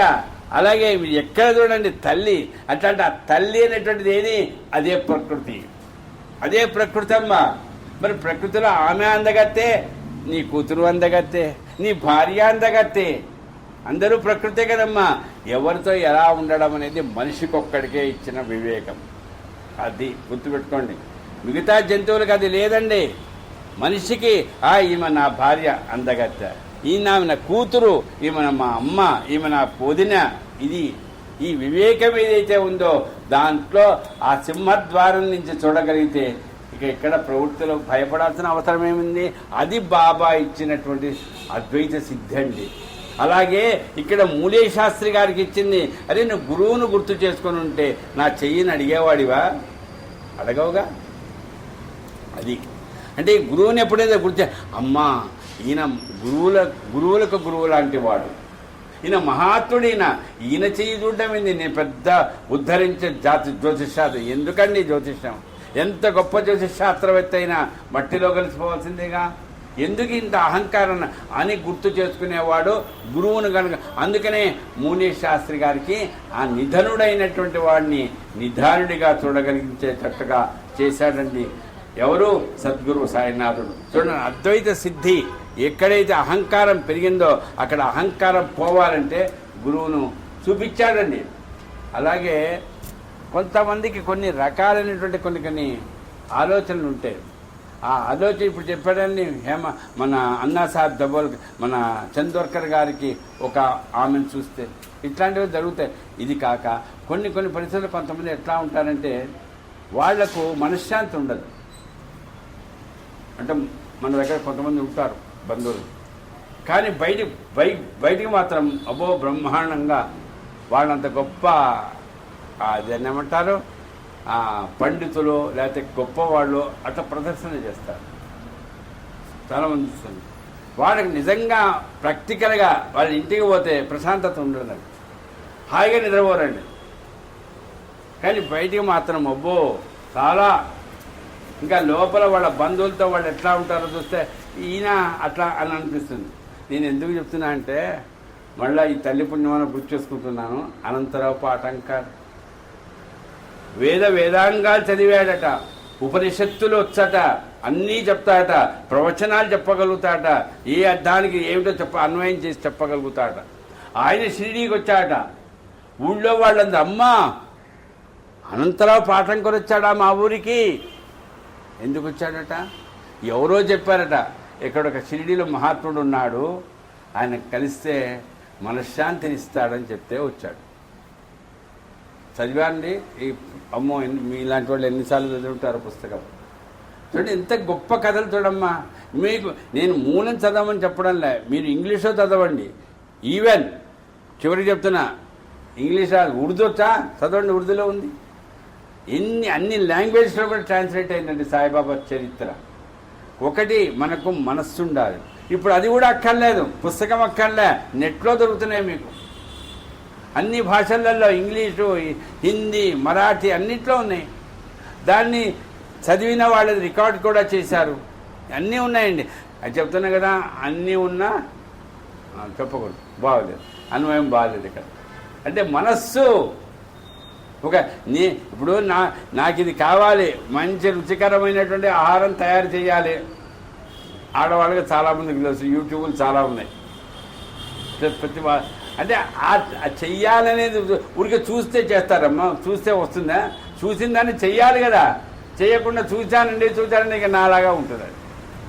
అట్లాగే ఇవి ఉన్నాయండి సచ్చరిత్రలు చాలా రికార్డింగ్.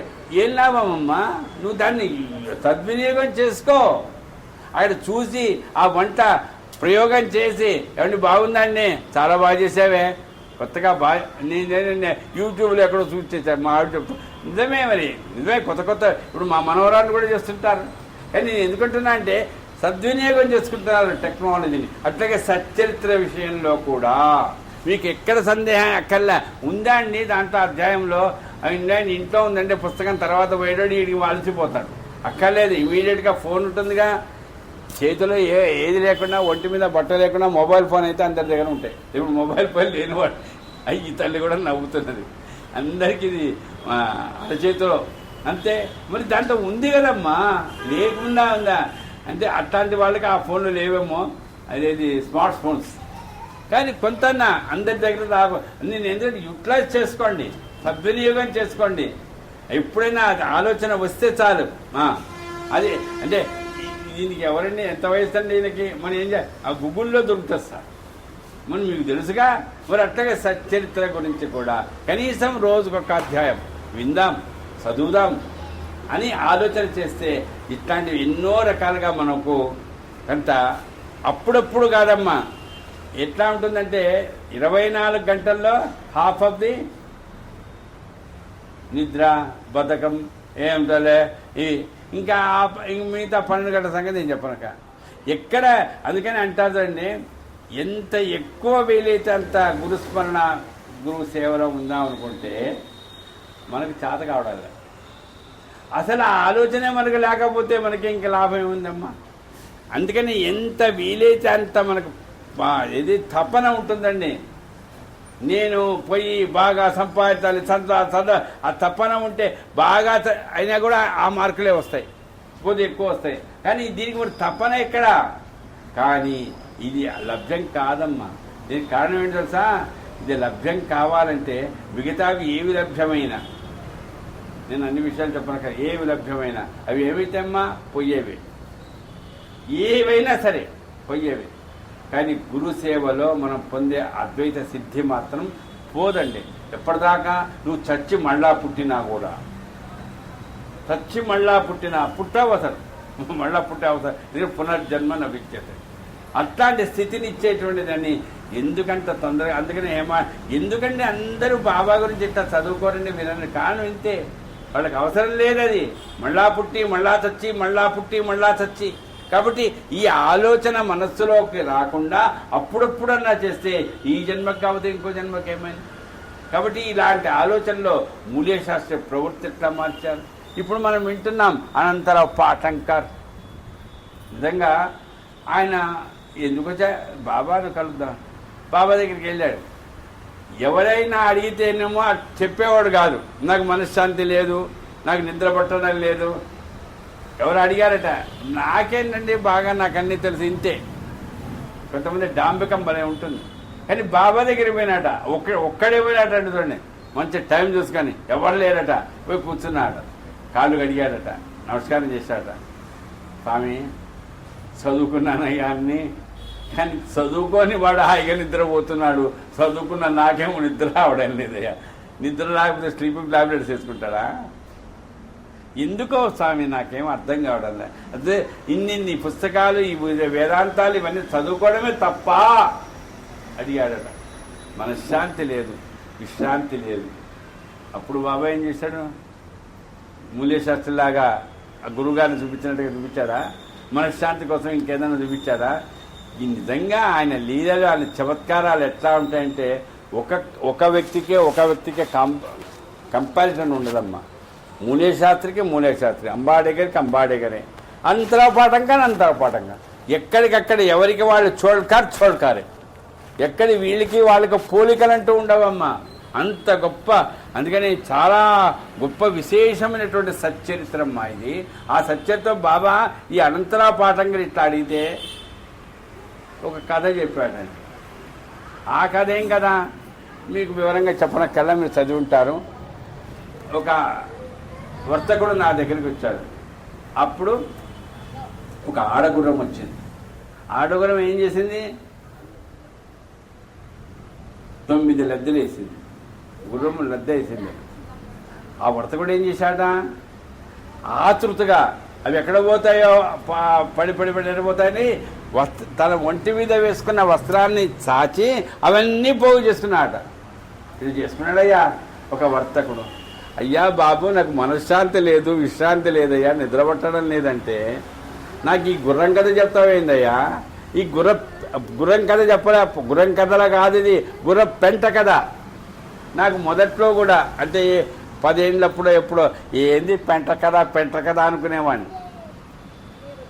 నేను అక్కడ ఎంత కథ ఇట్లా ఉందా అనిపించింది. అది కూడా మంచి ఉపనిషత్తులు, వేదాలు, పురాణాలు అన్నీ చదువుకున్న వాడికి ఈ కథ, గుర్రపెంట కథ. వర్తకుడు ఈయనకు అర్థం కాలే. ఇది నాకు అర్థం కానట్టే పటంగా కూడా అర్థం కాలే. వచ్చాడు హరి సీతారాం జోగ్, తెలుసు కదా, వివరాలు చెప్పడానికన్నా అందరూ చదువుకున్న వాళ్ళే. చెప్పాడట.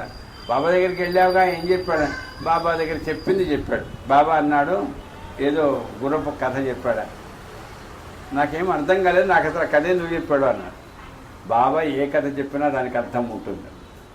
ఈ కథ ఏమిటంటే నవవిధం భక్తి మార్గాలని ఏ రకంగా పోగు చేసుకోవాలో అది మీకు ఈయనకి అప్పటికి కూడా ఈయన చెప్తే నేను అర్థం చేసుకోవాలా ఉంటుంది కదా, అహంకారం. ఇంకా ఊరు విడిచి వెళ్ళిపోతున్నాడు. ఓ రోజు 2 రోజులు ఉన్నారేమో. ఇంకా బాబా దగ్గరికి వచ్చాడు. వచ్చి, బాబా లద్దెలు పోగు చేసుకుంటున్నావా అన్నాడు. అనుగ్రహం మళ్ళా లద్దలంటాడు ఇద్దరు బాబు. చూడండి కదా, ఇది సత్యం. మళ్ళా అప్పుడికి అర్థం చేసుకున్నా ఇదా కదా. మీకు అర్థమైపోయిండాలి. కొంతమందికి నవ్వుతున్నారు, ఆనందం. ఎంత అంటే అంతరార్థం అంటారు చూడండి, మామూలుగా అర్థం కాదు. అది ఏమిటి? అయ్యా నీవు వర్తకుడివి కావు, నువ్వెవడివి? బ్రాహ్మడివే, చదువుకున్నవాడివే. కానీ వర్తకుడు ప్రవృత్తిలో వాడు వర్తకుడు. వాడి ప్రవృత్తి ఏంటి? పెంట అయితేనేమి దాంట్లో ఏదైనా దొరుకుతుందేమో, 10 రూపాయలు, 5 రూపాయలు, 2 రూపాయలు. కొంతమంది ఉంటారు, మీ ఇంట్లో ఉన్నారు, వాడికి జీతం వస్తుంది, ఆమెకు జీతం ఇస్తాం మనం. కానీ ఈ అది ఖాళీ డబ్బాలు, నూనె డబ్బాలు తీసుకుపోయి పాసావాడికి ఇచ్చి 2 రూపాయలు, 3 రూపాయలు అదే కావాలి. నెలకొచ్చే జీతం తీసుకుంటారు. ఇంకంతే వాళ్ళకంతే. అంటే వాళ్ళ ప్రవృత్తి ఏంటి? ఆ చిన్న చిన్న ఇది ఉండాలి, ఇది ఉండాలి. కొంతమందికి అంతే. ఆ చిన్న అదే దాని గురించి ఎందుకురా, నీకు ఇంకొక 10 రూపాయలు ఎక్కువ బాదండి అది అండి, మీ ఇంట్లో ముందే ఇప్పించకండి డబ్బా ఎందుకురా నీకు ఆ డబ్బా. చూడండి కొంతమంది బుద్ధి అంటే ప్రవృత్తి అట్లా ఉంటుందమ్మా. ఆ రకంగానే వర్తకుడి ప్రవృత్తిలాగా అక్కడ ఏంటి, వాడు ఏదైనా సరే పెంట అయితేనేం సార్, ఇప్పుడు ఏవో ఇండస్ట్రీసే తయారవుతున్నాయి కదా సార్. ఇప్పుడు టెక్నాలజీ చూడండి, ఆగ్రో ఇండస్ట్రీస్ అన్నీ అవేగా, పెంటలో తయారనేవిగా. వాడికి మనకి అంత తెలివితేటలు ఉన్నాయేమో తెలియదు. మరి చూడండి పోగు చేసుకున్నాట. ఏందండి దీనికి దానికి? అయ్యా నువ్వు పురాణాలు చదివావు, ఉపనిషత్తులు చదివావు, వేదాలు తెలుసు, చెప్తావు, బాగుంది, అన్నీ చెప్తావు. ఎందుకు మనశ్శాంతి లేదు తెలుసా? ఎందుకు నిద్ర పట్టదు తెలుసా? నువ్వు చదువుకున్నావే కానీ, తెలుసు నన్ను అనుకుంటున్నావు కానీ దాన్ని అనుభవించడం లేదు. చదువుకోవడము తెలుసుకోవడం కాదు, దాన్ని అనుభవించాలి. ఆధ్యాత్మికత అంటే గురువు యొక్క అనుగ్రహం అంటే ఊరికే చదువుకోవడం కాదు, తెలుసుకోవడం కాదు, దాన్ని అనుభవించాలి. అనుభవించడం ఎలా అనుభవిస్తావు? ఎప్పుడు అనుభవిస్తావు? మా అమ్మాయి చెప్తున్నదండి వినాలి, మా ఆవిడ చెప్తున్నదండి వినాలి. ప్రేమ ఇప్పుడు ఎక్కడో మా బామ్మర్దో మా ఆవిడ ఎక్కడో చెప్తున్నదండి, నేను వింటానా లేదా? అంతే కదా. అలాగే అక్కడ ఏమిటి, ఆమె ఏం చెప్తుందో నాకు అనవసరం, కానీ పోయి వినాలి. మా బామ్మర్ది చెప్పి ఎందుకో అక్కడ ప్రేమ ఉంది. నా బంధువు నీ చెప్తే వినాలి. అంతే కదా. నీకేమిటి, ఎవరు చెప్పినా నువ్వు వినవు, నాకే అన్నీ తెలుసు. అంటే కొంతమంది చూస్తుంటారు, మీరు బాగా హై లెవెల్స్లో ఉండేటువంటి పదవులలో, హోదాలలో, ఐఏఎస్ అందరితో బంధువులతో కూడా సరిగ్గా ఉండాలండి వాళ్ళు. వాళ్ళు ఏమి ఆలోచన చేస్తారో. చాలామంది బంధువులను చూస్తున్నా అదే వాళ్ళు ఈయన కోపం వస్తుందేమో, ఏజీఎం లెవెల్లో ఉన్నా వాళ్ళు ఇంకా ఇప్పటికి కూడా ఆ లెవెల్లోనే ఇంట్లో బంధువులతో ఉంటారండి, మాట్లాడుతున్న అదే లెవెల్. ఎవరికండి కావాలి? నీ మనవరాలికి కావాలా, నీ మనవడికి కావాలా? ఆయన మొహం మీద పొరపాటు అన్నారనుకో, ఏం తాత ఏజీఎం అయితే నాకేం అన్నదనుకో, తలకాయ ఎక్కడ పెట్టుకుంటావు? ఎట్లా ఉండాలి వాళ్ళతో? ప్రేమతో. తాతయ్య నీ దగ్గరే పడుకుంటాను తాతయ్య అంటారండి. ఎప్పుడంటారు? నువ్వు ఆ ప్రేమతో ఉంటే. నాకు ఉపనిషత్తులు తెలుసు, పొద్దున 4 గంటకి వద్దులే తాతయ్య నేను ఇంకో రూమ్ చూసుకుంటాను అంతే. అంటే నువ్వు మార్చుకోవద్దని నేను చెప్పడన్నా. అమ్మ మార్పు కావాలని ఏం కావాలి? ముందు ప్రేమ కావాలి. మా తాతయ్య ఆయన గొప్పవాడు, నిజంగా అంత గొప్పవాడు, చూడు నాతో ఎంత ప్రేమతో ఉన్నాడు. ఆ ఆలోచన కలిగిందనుక ఇప్పుడు మాకు అనిపిస్తుంది. పెద్దవాడు చదువుకున్నవాళ్ళు ఇప్పుడు ఎవరికంటే మా మామగారు రాయప్రోలు మల్లికార్జున శాస్త్రి గారు, మా ఆవిడ వాళ్ళ నాన్నగారు, నేను బచ్చగాడినప్పటికీ మరి 20 ఏళ్ళు కూడా ఉన్నాయో లేవో తెలియదు. వాళ్ళ ఊరికి దగ్గరలో ఏదో సుందరకాండ చెప్పడానికి దేనిక వెళ్ళా, రామచంద్రకోట వెళితే అక్కడ ఆయన ఏందో హోమాలు చేస్తున్నాడు. అక్కడ నేను చెప్తున్నాను అంటే వాళ్ళ స్థితి బాగా చదువుకున్నారు, వాళ్ళు అన్ని విషయాలు తెలుసు. కానీ ఎంత ప్రేమతో ఇట్లా మా అల్లుడిన అందరూ వినండి, నేను చెప్తే వినారా, నాకు దండ వేసి అద్దెమ్మ అంటే ఎంత చదువుకున్న ఆయన, ఎంత పండితుడైనా, ఎంత జ్యోతిషాస్త్రవేత్త, ఇక్కడెక్కడో ఎన్జీఆర్ఏకి అవతల కళ్యాణపురిలో ఎక్కడో నీళ్ళల్లో అదేది రాయబడిందట. ఆయన ఎవరో సైంటిస్టు ఇల్లు కడుతుంటే రాయబడిందట, నీళ్ళు వస్తాయా రావా అది ఎంజాయ్లో పనిచేసే ఆయన చూడొచ్చు, కానీ వాళ్ళకి నీళ్ళు లేవని చెప్పారట. నేను వెళ్ళా మా అత్తగారింటికి, వెళ్ళినప్పుడు ఆయన అడిగా, అట్లా అడుగుతారులేండి చెప్తారు వాళ్ళు. అప్పట్లో గడియారాలు చూసుకుని కాదండి, ఆయన సూర్యుడి అడుగులు వేసి చెప్పేవాడు ఆయన. ఎవరు? మా మామగారు ప్రసాదు. ఆ బండను తీసేయమను బ్రహ్మాండంగా నీళ్లున్నాయి అక్కడ. సైంటిస్ట్ ఇప్పుడు ఆ కళ్యాణపురిలో మిగతా చుట్టుపట్ల ఇళ్ళన్నీ ఎండిపోతాయి, కానీ బావిలో నీళ్లు అది మొత్తం ఎక్కడొచ్చిన తలగ్రహంలో కూర్చొని ఆయన ఆ తర్వాత మా ఇంటికి వచ్చాడండి. వచ్చినప్పుడు ఆ సైంటిస్ట్ అడిగారు, మీకు ఇంత శక్తి ఉన్నది కదా సార్, మరి మేము భూగర్భ పరిశోధనాన్ని ఇంత లక్షలు, నాకు ఆడపిల్లలు వాళ్ళకి పెళ్ళిళ్ళు చేసుకోవాలి, మీకు వచ్చినట్టు బోనసులు డిఏలు జీతాలు నాకు రావు, నేను బతకాలంటే ఎట్లా, ఇట్లనే బతకాలి, చాలిది నాకు అమ్మవారి ఇచ్చింది అన్నాడు. నేను ఎందుకు చెప్తానంటే అదండి అద్వైత సిద్ధి, అది అద్వైత సిద్ధి అంటే ఎంత ఆనందంగా. నేను ఇంత పెద్దవాడినే మా అల్లుడిని ఎందుకు గౌరవించాలి? నా కూతురు కానీ ఎంత చక్కగా వాళ్ళతో కలిసి ఆడడం పాడడం ఇవన్నీ జరగాలమ్మా. అది లేదు నీకు. అది ఎక్కడి నుంచి వస్తుంది? పుస్తకాలు చదివితే వేదాలు చదివితే రాదు. అది మనస్సులో ప్రవృత్తిలో మార్పు రావాలి. నీ ఆలోచన ఎంతసేపు వచ్చి ప్రేమగా ఉండాలి, ప్రేమ సహజంగా ఉండాలి. అప్పుడు చక్కగా నిద్ర వస్తుంది. నిద్ర వస్తుంది, ఎందుకు రాదు? ఏం చేసావు అడిచి పడుకుంటావు, నిద్ర వస్తుందా? నాకు రాదండి, మీకు వస్తుంది తెలియదు. అదే సర్లే పెట్టు తింటా సార్. అందుకని నేను ఎప్పుడైనా మనిషికి ఎప్పుడు తన అహంకారాన్ని ప్రకటించుకుంటే నిద్ర రాదు, మనసుకు శాంతి రాదు. కాబట్టి ఈ కథ చూడండి, ప్రవృత్తిలో ఎంత మార్పు చేయించాడో బాబా అనంతరావు పాటంకర్కి. అది ఆ బాబా చెప్పాడు, లద్దెలు పోగు చేసుకుంటున్నా. పాటంకర్ ఏమన్నాడు తెలుసా అండి? ఈ తల్లి మీకు నేను చెప్తున్నా అనుకోకండి, చదువుతాను, మీరు చాలాసార్లు ఏమన్నాడంటే, బాబా ఆ పోగు చేసుకోవాలన్నా నీ అనుగ్రహం కావాలయ్యాను. అది చివర లాస్ట్ బట్ నాట్ లీస్ట్ అంటారే, లాస్ట్ అదే. అలా ప్రేమతో అందరితో కలిసి ఆధ్యాత్మికంగా మనకి ఎన్ని తెలిసినా ఆ రకంగా ఉండగలిగితేనే మనకు మనశ్శాంతి, విశ్రాంతి. అంత ఆనందంగా ఉన్నా లేకుండా ఆనందంగా ఉండగల అద్వైత సిద్ధి వస్తుంది. కానీ దానికి కావాల్సింది ఏంటి? గురువు అనుగ్రహం కావాలి. అది గుర్తుపెట్టుకోండి. ఇంత జరిగినా ఇంత పోగు చేసిన ప్రయత్నం చేస్తే రాదమ్మా, ఆయన అనుగ్రహం ఉంటేనే వస్తుంది. మరి ఆయన అనుగ్రహం ఎప్పుడు ఉంటుంది? నువ్వు దానికోసం తపన పడాలి, నువ్వు దానికోసం కష్టపడినక్కల్లా తపన పడాలి పూర్తిగా. ఎప్పుడు అదొక రకమైనటువంటి ఆవేదనతో బాధతో కాదమ్మా, ఆనందంగా.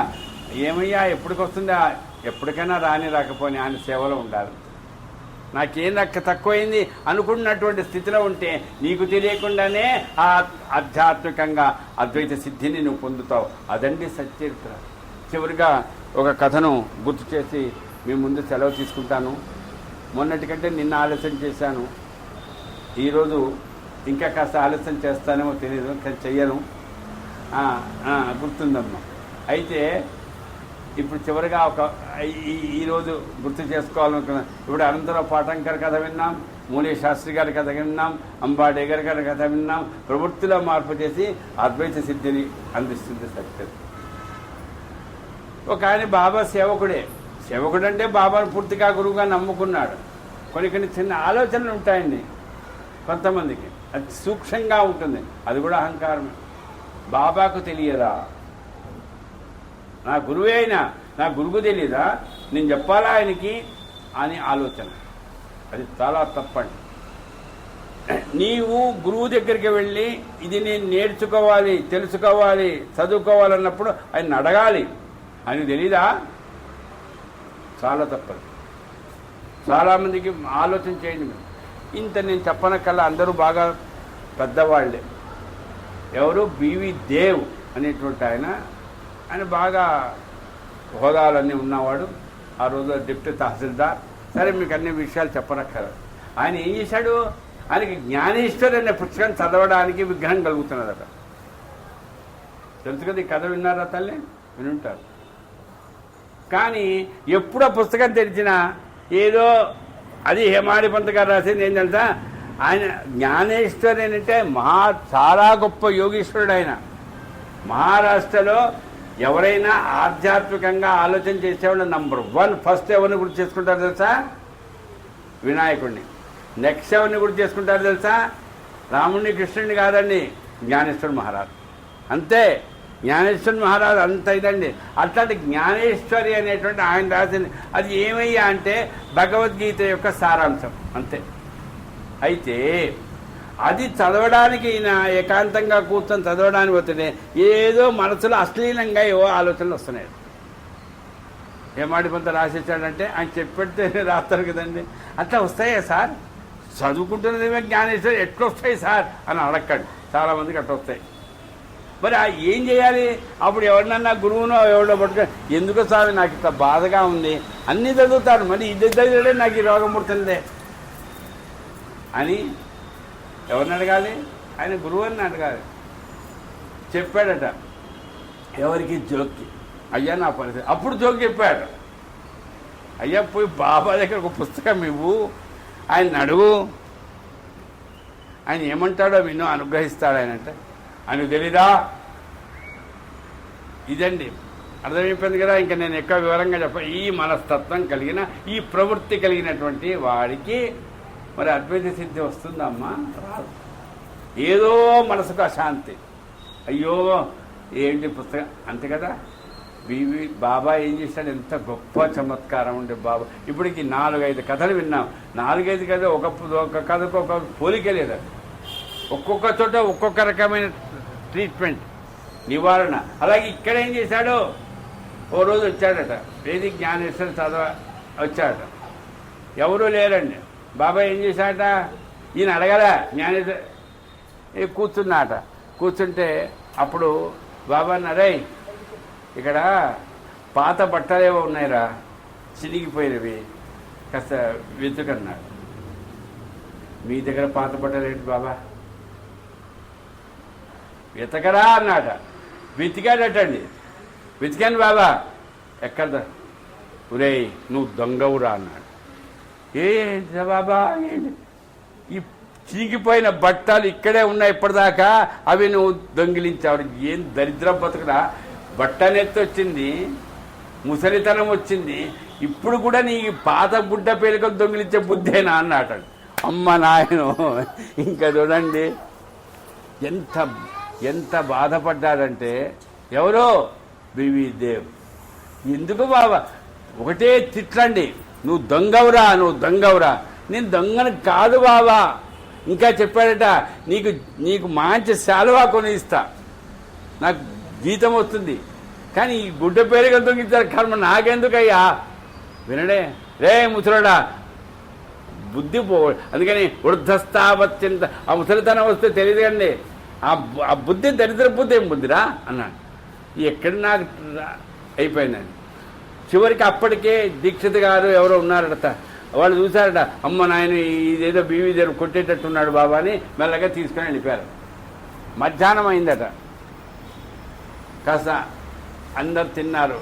మళ్ళా దీక్షిత్ వచ్చాట మధ్యాహ్నం. రాగానే అప్పుడు దీక్షితుదో అన్నాట, ఆ ముసలివాడిని కాస్త తీసుకురా అని. చూడండి, ఇది సచ్చరిత్ర, తీసుకురాండి అంటే ఈయన అనుకున్నాట, అబ్బా బాబా పొరపాటుగా నన్ను తిట్టుంటాడు, ఇప్పుడు పిలిచి రే ముసలోడా పొరపాటుగా అన్నారా, నువ్వు దొంగ కాదురా, చాలా మంచివాడవురా అంటాడేమో అనుకున్నాడు. వచ్చాడట, కాకా నువ్వు వెళ్ళిపో అన్నాట. కూర్చోబెట్టాట. ఒరే నువ్వు దొంగవేరా అంట. మళ్ళా మళ్ళా కూర్చోబెట్టి నన్ను దొంగ అంటావేంటి బాబా? అవును దొంగవే, నీకు అర్థం కాలేదా? ఏం దొంగిలించావో? ఏంటి బాబా? నేను నీకు ఇక్కడ జలతారు శాలువా ఇవ్వడానికి సిద్ధంగా ఉన్నా, కానీ నువ్వు చేసిన పని ఏంటి? గుడ్డ పేలికలు దొంగిలించావు. ఇదమ్మా సచ్చరిత్ర. ఎంత గొప్ప అద్వైత సిద్ధమ్మ. నిజంగా నేను చెప్తున్నమ్మా, మా అమ్మకు, నా పెద్దవాళ్లకు, లేకపోతే మీ అందరికీ నమస్కారం చెప్తున్నా. నాకు ఎన్ని జన్మలు ఎత్తినా చాలా తృప్తి. ఎంత గొప్ప అమ్మా, ఎంత గొప్ప ఆనందం అమ్మా. బట్టలు అంటే వస్త్రములు అంటారే, ఏమిటి? ఈశావాస్యం ఇదం సర్వం అంటే ఈ తత్వాన్ని వస్త్రంతో పోలుస్తారు ఆధ్యాత్మికంగా. చినిగినంటే ఏదో చిల్లర మల్లర వ్యవహారాలు ఆధ్యాత్మికంగా చెప్పుకునేది చిల్లర వ్యవహారం. జలతారు శాలువ అంటే కనిపిస్తుంటే నిజంగా ఎంత గొప్ప ధనవంతులు అంతటి స్థితి, దానికి ధర కట్టలేని స్థితి అంటారే, అట్లాంటి స్థితి వస్త్రం. ఇది వస్త్రమేగా, ఇది వస్త్రమే, కానీ ఇది తల్లిదండ్రుల దయ వల్ల వచ్చిన వస్త్రం. కానీ మనస్సు అనే దాంట్లో ఉండే సంస్కారం అనే వస్త్రం ఉంటుంది, దానికి రంగులు ఉంటాయి, సత్వగుణం, రజోగుణం, తమోగుణం అని. ఆ వస్త్రం ఏదైతే ఉందో అది కనుక చినుగులు పడినాయంటే ఇంకా వీడి జీవితాంతం అంతే, మళ్ళీ జన్మెత్తాలి, చావాలి. ఆ వస్త్రం కనుక, ఏ వస్త్రం, మనస్సు అనే దాంట్లో ఉండే ఆలోచనలు అనే వస్త్రం కనుక దృఢంగా ఉన్నదనుకో, దానికి అనుగ్రహం ఎవరి వాళ్ళు? బాబాయ్. బాబా ఏమంటున్నావు? ఇప్పుడే చెప్తున్నా, నువ్వు గుడ్డ పేలికలు దొంగిలించావా? ఒప్పుకున్నాడండి. ఏంటండి? ఈయన బాబాను నమ్ముకున్నాడు, జ్ఞానేశ్వరుడు చదవడానికి విఘ్నం అవుతున్నది. మరి బాబాని అడగవచ్చుగా, అడగలేదు. ఎవరు జోక్ చెప్పినా కూడా. కానీ ఈయన వచ్చి 3 రోజుల పాటు బాబా దగ్గర ఉంటే, బాబా అడిగినప్పుడల్లా మొత్తం మీరు క్యాలిక్యులేట్ చేయండి, 82 రూపాయలు ఇచ్చాడటండి దక్షిణగా. కానీ బాబా వచ్చి పక్కన కూర్చోడట. అడిగితే మళ్ళీ ఆయన ఏమంటాడు అనుకొని ఎక్కడో పోయి కూర్చునేవాట. ఎక్కడో అంటే ఎదురుగా కూర్చుంటే అక్కడ ఒక పిల్లవాడు, బాలక్రామ్, ఓ పిల్లవాడు, వాడికి 15 ఎన్నో ఉన్నాయి. వాడిని అడుగుతున్నాడు. ఎవరు? బివి దేవ్. నిజంగా ముసలితనం వస్తే ఇట్లాంటి బుద్ధులు వస్తాయేమో తెలియదు, అంటే నాకు వచ్చినాయి. నేను ఆమెను చూడకండి మీరు, అంటే మీరు పెద్ద వయసులో ఉన్నాడు. అంటే చెప్తున్నామ్మా, ఆ బాలక్రామ్ దగ్గరికి పోయి కూర్చొని ఇది జరిగిందమ్మా సచ్చరిత్రలో చూడు. ఎందుకంటే నిజంగా మనం ఇంతమంది కూర్చున్న, నిజంగా ద్వారకామాయలో అప్పుడు జరిగినప్పుడు మనం కూడా ఉన్నామా అన్నంత ఆ దృష్టిలో మనకు గుర్తు చేసుకోగలిగిన అవకాశం ఉండి హేమాదిపంత్ గారు ఇచ్చిన సచ్చరిత్ర. బివి దేవ్ పక్కనే బాలక్రామ్ ఉండేవాడట. ఆ బాలక్రామ్ని అడిగేవాట. బాలక్రామ్ ఇట్లా ధ్యానంలో కూర్చునేవాట, కళ్ళు మూసుకొని బ్రహ్మాండంగా ధ్యానం చేస్తాడ. అరే ఇంత ధ్యానం చేస్తున్నా కూడా, ఇంత హాయిగా ఉన్నా కూడా నీకు శక్తి ఎవరిచ్చారు, ఎవరు అనుగ్రహించారు అన్నమాట. ఆయన చెప్పాడు, ఏముంది స్వామి, బాబా గారు ఇచ్చారు. ఇప్పుడు బాబాని అడగొచ్చుగా. చూడండి బుద్ధి, చూడండి దరిద్రపు. అమ్మ ఆమె ఇచ్చింది అమ్మా ఈ శక్తి నాకంటే, ఆమెను అడగొచ్చా? మళ్ళీ ఇంకోటి అడగడం ఏందండి? బుద్ధి అయిపోయిందిగా. అయితే ఈయన అన్నాట, అది ఎలా నిన్ను అనుగ్రహించాడో కాస్త నువ్వు నాకు చెప్తావా అన్నాడు. నేను చెప్పడం ఎందుకయ్యా, బాబాని అడిగినా వాడనకుండా. వాడు కాస్త ఎక్కాడు. ఏమన్నాడు? నా దగ్గరికి రేపు మధ్యాహ్నం రా, నేను నేర్పిస్తాన్నాడు. అయితే వస్తారే అన్నాడు. ఇదండి గుడ్డ పెరికలు తగిలించేవారు. ఎందుకంటే అందరం దాదాపుగా వివేకవంతులమే. ఇక్కడ నేను ప్రవచనకర్త అక్కర్లేదమ్మా, కొద్దిగా ఆలోచించండి. నీకు ఒక చోట నీ గురువుని నువ్వు నమ్ముకుంటే ఆయన నీకు ఇస్తానన్నప్పుడు పక్క వాళ్ళని వీళ్ళని అడగడం ఏందండి? నిజంగా సత్యత తల్లిదండ్రులు అంత గొప్ప వస్తుంది. నువ్వు ఎందుకంటే అడిగేది, నీవు అనుభవం పొందలేవా?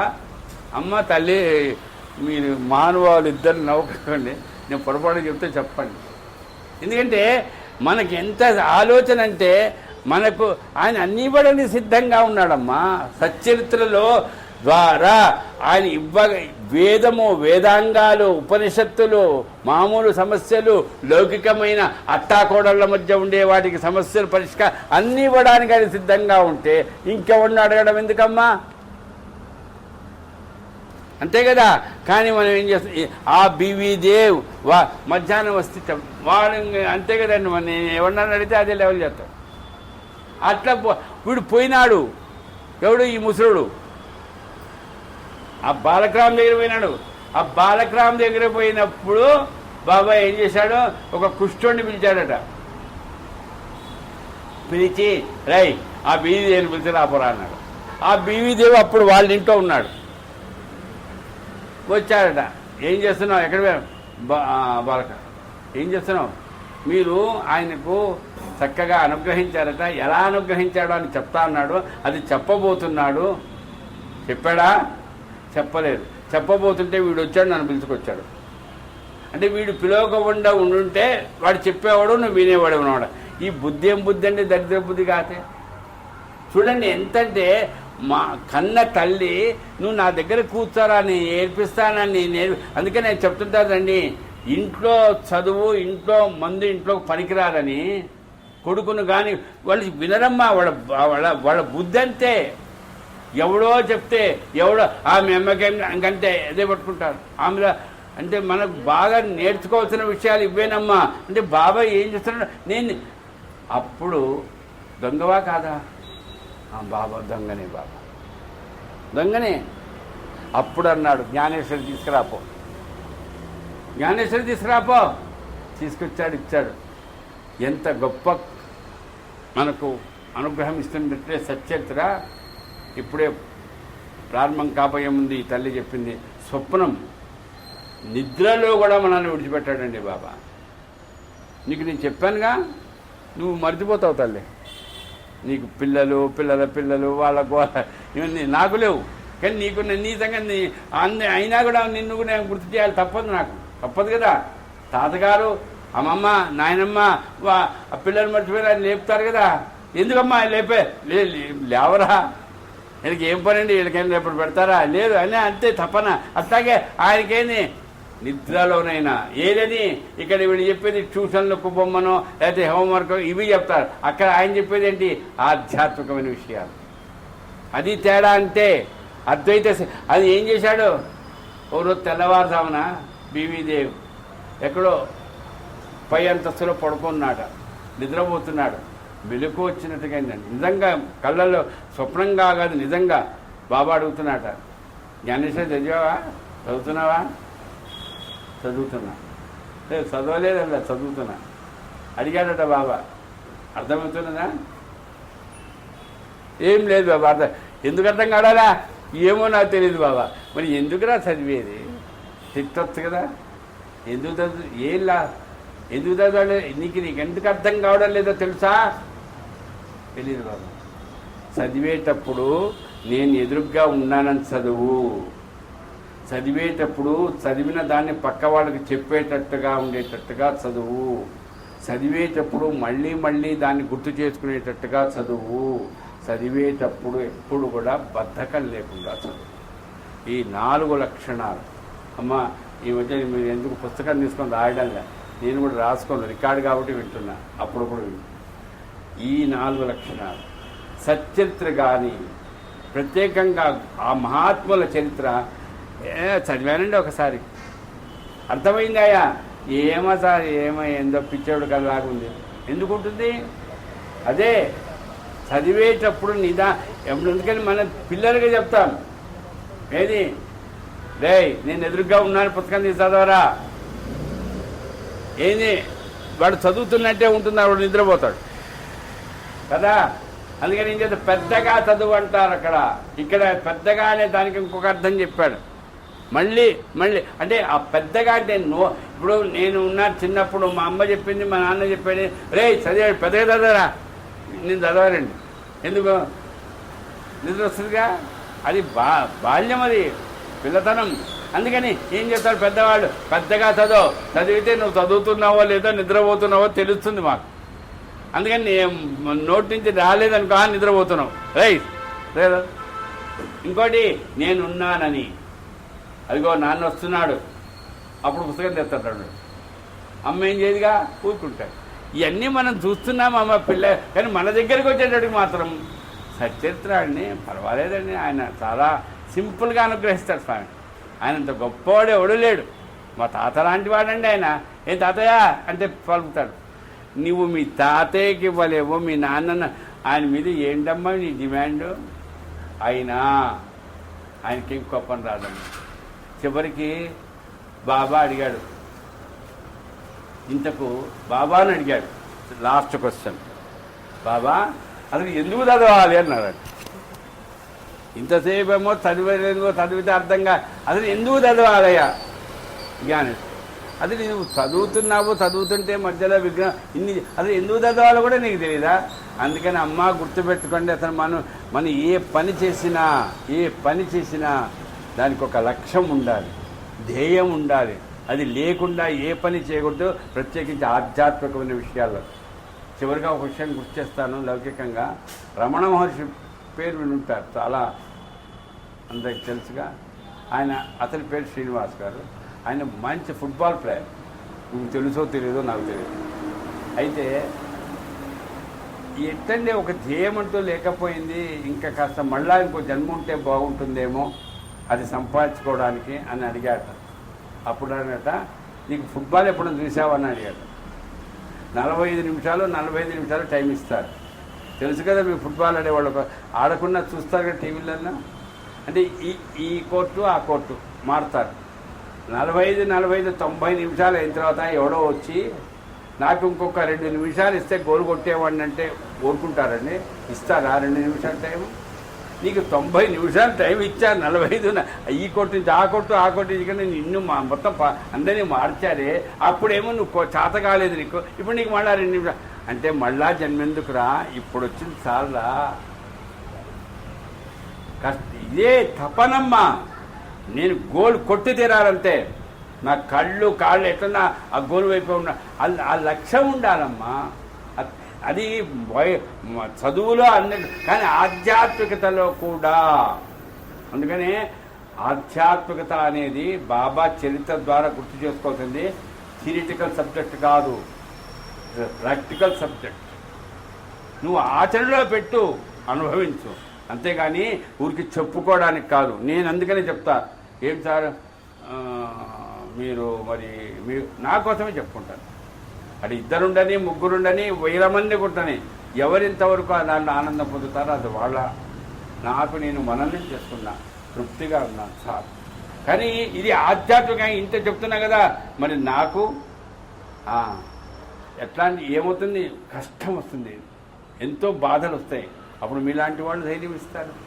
ఏం సార్ మీరు ఎట్లయితే ఎట్లండి, అదే చూడ ఆమెకుండంత. అంటే చెప్పేవాడికి నాకుండదు, వినేవాళ్ళు మీదే నాకు. అంటే ఎప్పుడైనా నాకేం సార్ అనుకుంటాడు. ఎందుకంటే చుట్టుపక్కల అందరూ కోటీశ్వరులే, వీడికి అసలు డబ్బులు లేవు. ఎవడైనా అట్లాగే నాకేమండి ఇంతమంది బంధువులు, సాయి బంధువులు, సత్యతను నమ్ముకున్న వాళ్ళు, ఆధ్యాత్మికంగా అద్వైత సిద్ధిని పొందినటువంటి వాళ్ళు ఉండగా నాకేమమ్మా. నాకు ధైర్యం సన్నగిలినా ఎట్లా అంటే ఒక బ్యాటరీ నుంచి ఇంకో బ్యాటరీ మాదే కాదండి, దానికి ఛార్జ్ చేసేటువంటి మనస్సు కావాలట. అది బ్యాటరీ ఛార్జర్ ఉంటుంది. అట్లా మీకేం స్వామి, మేము ఉన్నాం సార్, మీకు దిగులు పడకండి అని ఆ రకంగా ఇప్పుడు ఈరోజు ప్రారంభంలో చెప్పాను. మొదటి నుంచి ఒక దురదృష్టం జరిగితే దానివల్ల మహాత్ముల దర్శనం అసాంగత్యం కలుగుతుందని. అది బాధలు అనేటువంటివి కూడా, దురదృష్టం అనేది కూడా మనం అదృష్టంగా మార్చుకోగలిగి దాంట్లో ఆనందం పొందగలిగిన అద్వైత సిద్ధిని సచరిత్ర అందిస్తుంది. దాంట్లో సందేహపడవలసిన అవసరమే లేదు. చివరిగా మా కళ్యాణ్ గారు గుర్తు చేశారు. ఈరోజు ఎందుకో రేపా ఎల్లుండా ఆమె ఏదో మావిడ మనసు మార్చుకుంది. అంటే ఈ సత్సంగాలు, ఈ జ్ఞాన యజ్ఞాలు జరుగుతున్నప్పుడు చాలా విషయాలు ఆమె వింటూ ఉంటుంది. అంటే అది కూడా గుర్తు చేస్తున్నా, మా అబ్బాయి కాస్త వాడు ఉండే పరిస్థితులకు ఇంట్లోనే ఒకరు ఉండాలి. నేను ఇంట్లో ఉంటే ఆమె చెప్పదు కదా ప్రవచనాలు. అందుకని నేను వచ్చేస్తే ఇక బాగా ఏదన్నా కాస్తంత ఇంపార్టెంట్ అంటే బాగా సన్నిహితులైన వాళ్ళ ఇంట్లో చివరి రోజు వచ్చేదారు. కానీ ఇప్పుడు ఈ ఇబ్బంది లేదు. అది కూడా అన్నాను. అందుకనే మా అబ్బాయి, నాన్న అమ్మ మీరిద్దరు వెళ్ళండి, హాయిగా సేవలో ఉండండి. అయితే ఈరోజు ఎందుకో పొద్దున ఏదో టిఫిన్ తింటూ మీరు ఈ గోధుమల విసరణ కథ చెప్పారు కదా, దాంట్లో నాకు ఒక మార్పు అనిపించింది. అది మీకు బాగుందా అని అన్నది. చాలా బాగుంది నాకు. అంటే మీరు చెప్పొచ్చు కదా సార్ అనొచ్చు, నేను చెప్పను, సస్పెన్స్. మరి ఈరోజు ఆమె చెప్పమన్నాను, చెప్తా అన్నది. కానీ మళ్ళీ అంటే ఆ రోజైతే చివరి రోజు ఎక్కువ మంది వస్తారు అనుకుంటున్నదో, లేకపోతే వాళ్ళ కూతురు మనవరాళ్ళు అందరూ వస్తారు లాస్ట్ డే కాబట్టి అనుకుంటున్నదో నాకు కూడా తెలియదు.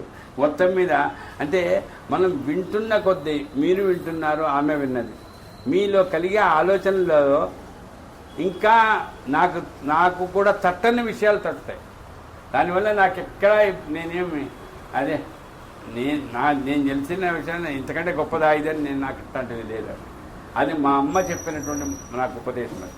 కాబట్టి అంటే మా ఆవిడని కాదు, మీకైనా ఇది అమ్మ చాలా గొప్పగా ఆలోచన చేసింది మొదటి అధ్యాయంలో ఆ గోధుమల అదే విసిన్న దాని గురించి. కాబట్టి దాన్ని ఎల్లుండి మనం గుర్తు చేసుకుందాం.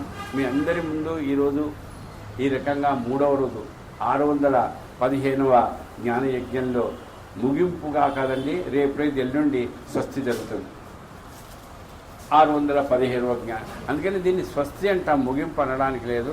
ఎందుకంటే తర్వాత మళ్ళా జ్ఞానయజ్ఞం జరగడం ఇవన్నీ జరుగుతాయి కాబట్టి స్వస్తి జరిగితే తర్వాత నాందిగా ఉంటుంది. కాబట్టి అట్లా ఎల్లుండికి కార్యక్రమం అవుతుంది. ఈరోజు ఒక చిన్న మనసులో పలికినటువంటి అంటే నేను కవిని కాదండి, నేనే పద్యాలు రాయలేదు, నేనే పాటలు రాయలేదు. కానీ బాబా గురించి మాత్రం కొన్ని పాటలు రాయడం జరిగింది. అవి చాలా వరకు 90% సత్యత్తులో విషయాలనే గుర్తు చేస్తుంది. అదే ఎవరో అడిగారు, సరే ఈ మధ్య పాటలు రాయడం లేదండి, పోయింది అంతే. అప్పుడు ఆ అనుగ్రహాన్ని ఇచ్చాడు. అట్లా చివరిగా ఈరోజు మీ ముందు నేను గుర్తు చేసుకుంటూ, ద్వారకా మాయిలో దయగల సాయి, ద్వారకా మాయిలో దయగల సాయి, సాయి మాతవే నీవు సాయి మాతవే, ద్వారకా మాయిలో దయగల సాయి.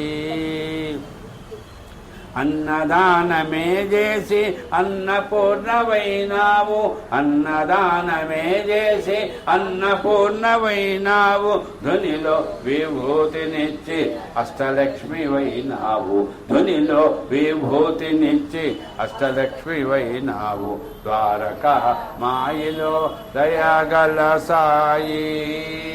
నింబ వృక్ష చల్లదనం నీ ఒడియే సాయి, నింబ వృక్ష చల్లదనం నీ ఒడియే సాయి, దయగల తల్లి ద్వారకామాయి, దయగల తల్లి ద్వారకామాయి, ద్వారకామాయిలో దయగల సాయి.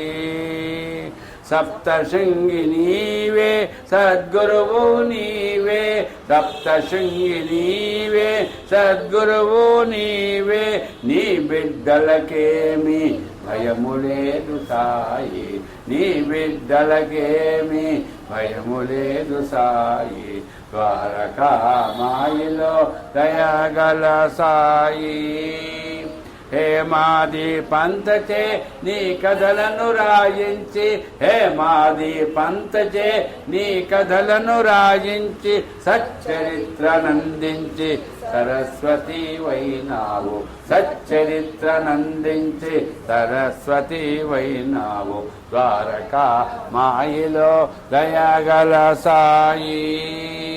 నీ కథలను వినిపించు రాజేంద్రుని వాక్కులు, నీ కథలను వినిపించు రాజేంద్రుని వాక్కులు, భారతివై భాగ్యాన్ని ప్రసాదించు సాయి, భారతివై భాగ్యాన్ని ప్రసాదించు సాయి, ద్వారకా మాయిలో దయగల సాయి. కరిద్రణ కృతం వాక్కాయజం కర్మజం వా శ్రవణనైనజం వా మానసం వాపరాధం విహితం విహితం వా సర్వమేత క్షమస్వ. జయ జయ కరుణాబ్ధే ప్రభో శ్రీ సాయినాథ శ్రీ సచ్చిదానంద సద్గురు సాయినాథ్ महाराज की जय.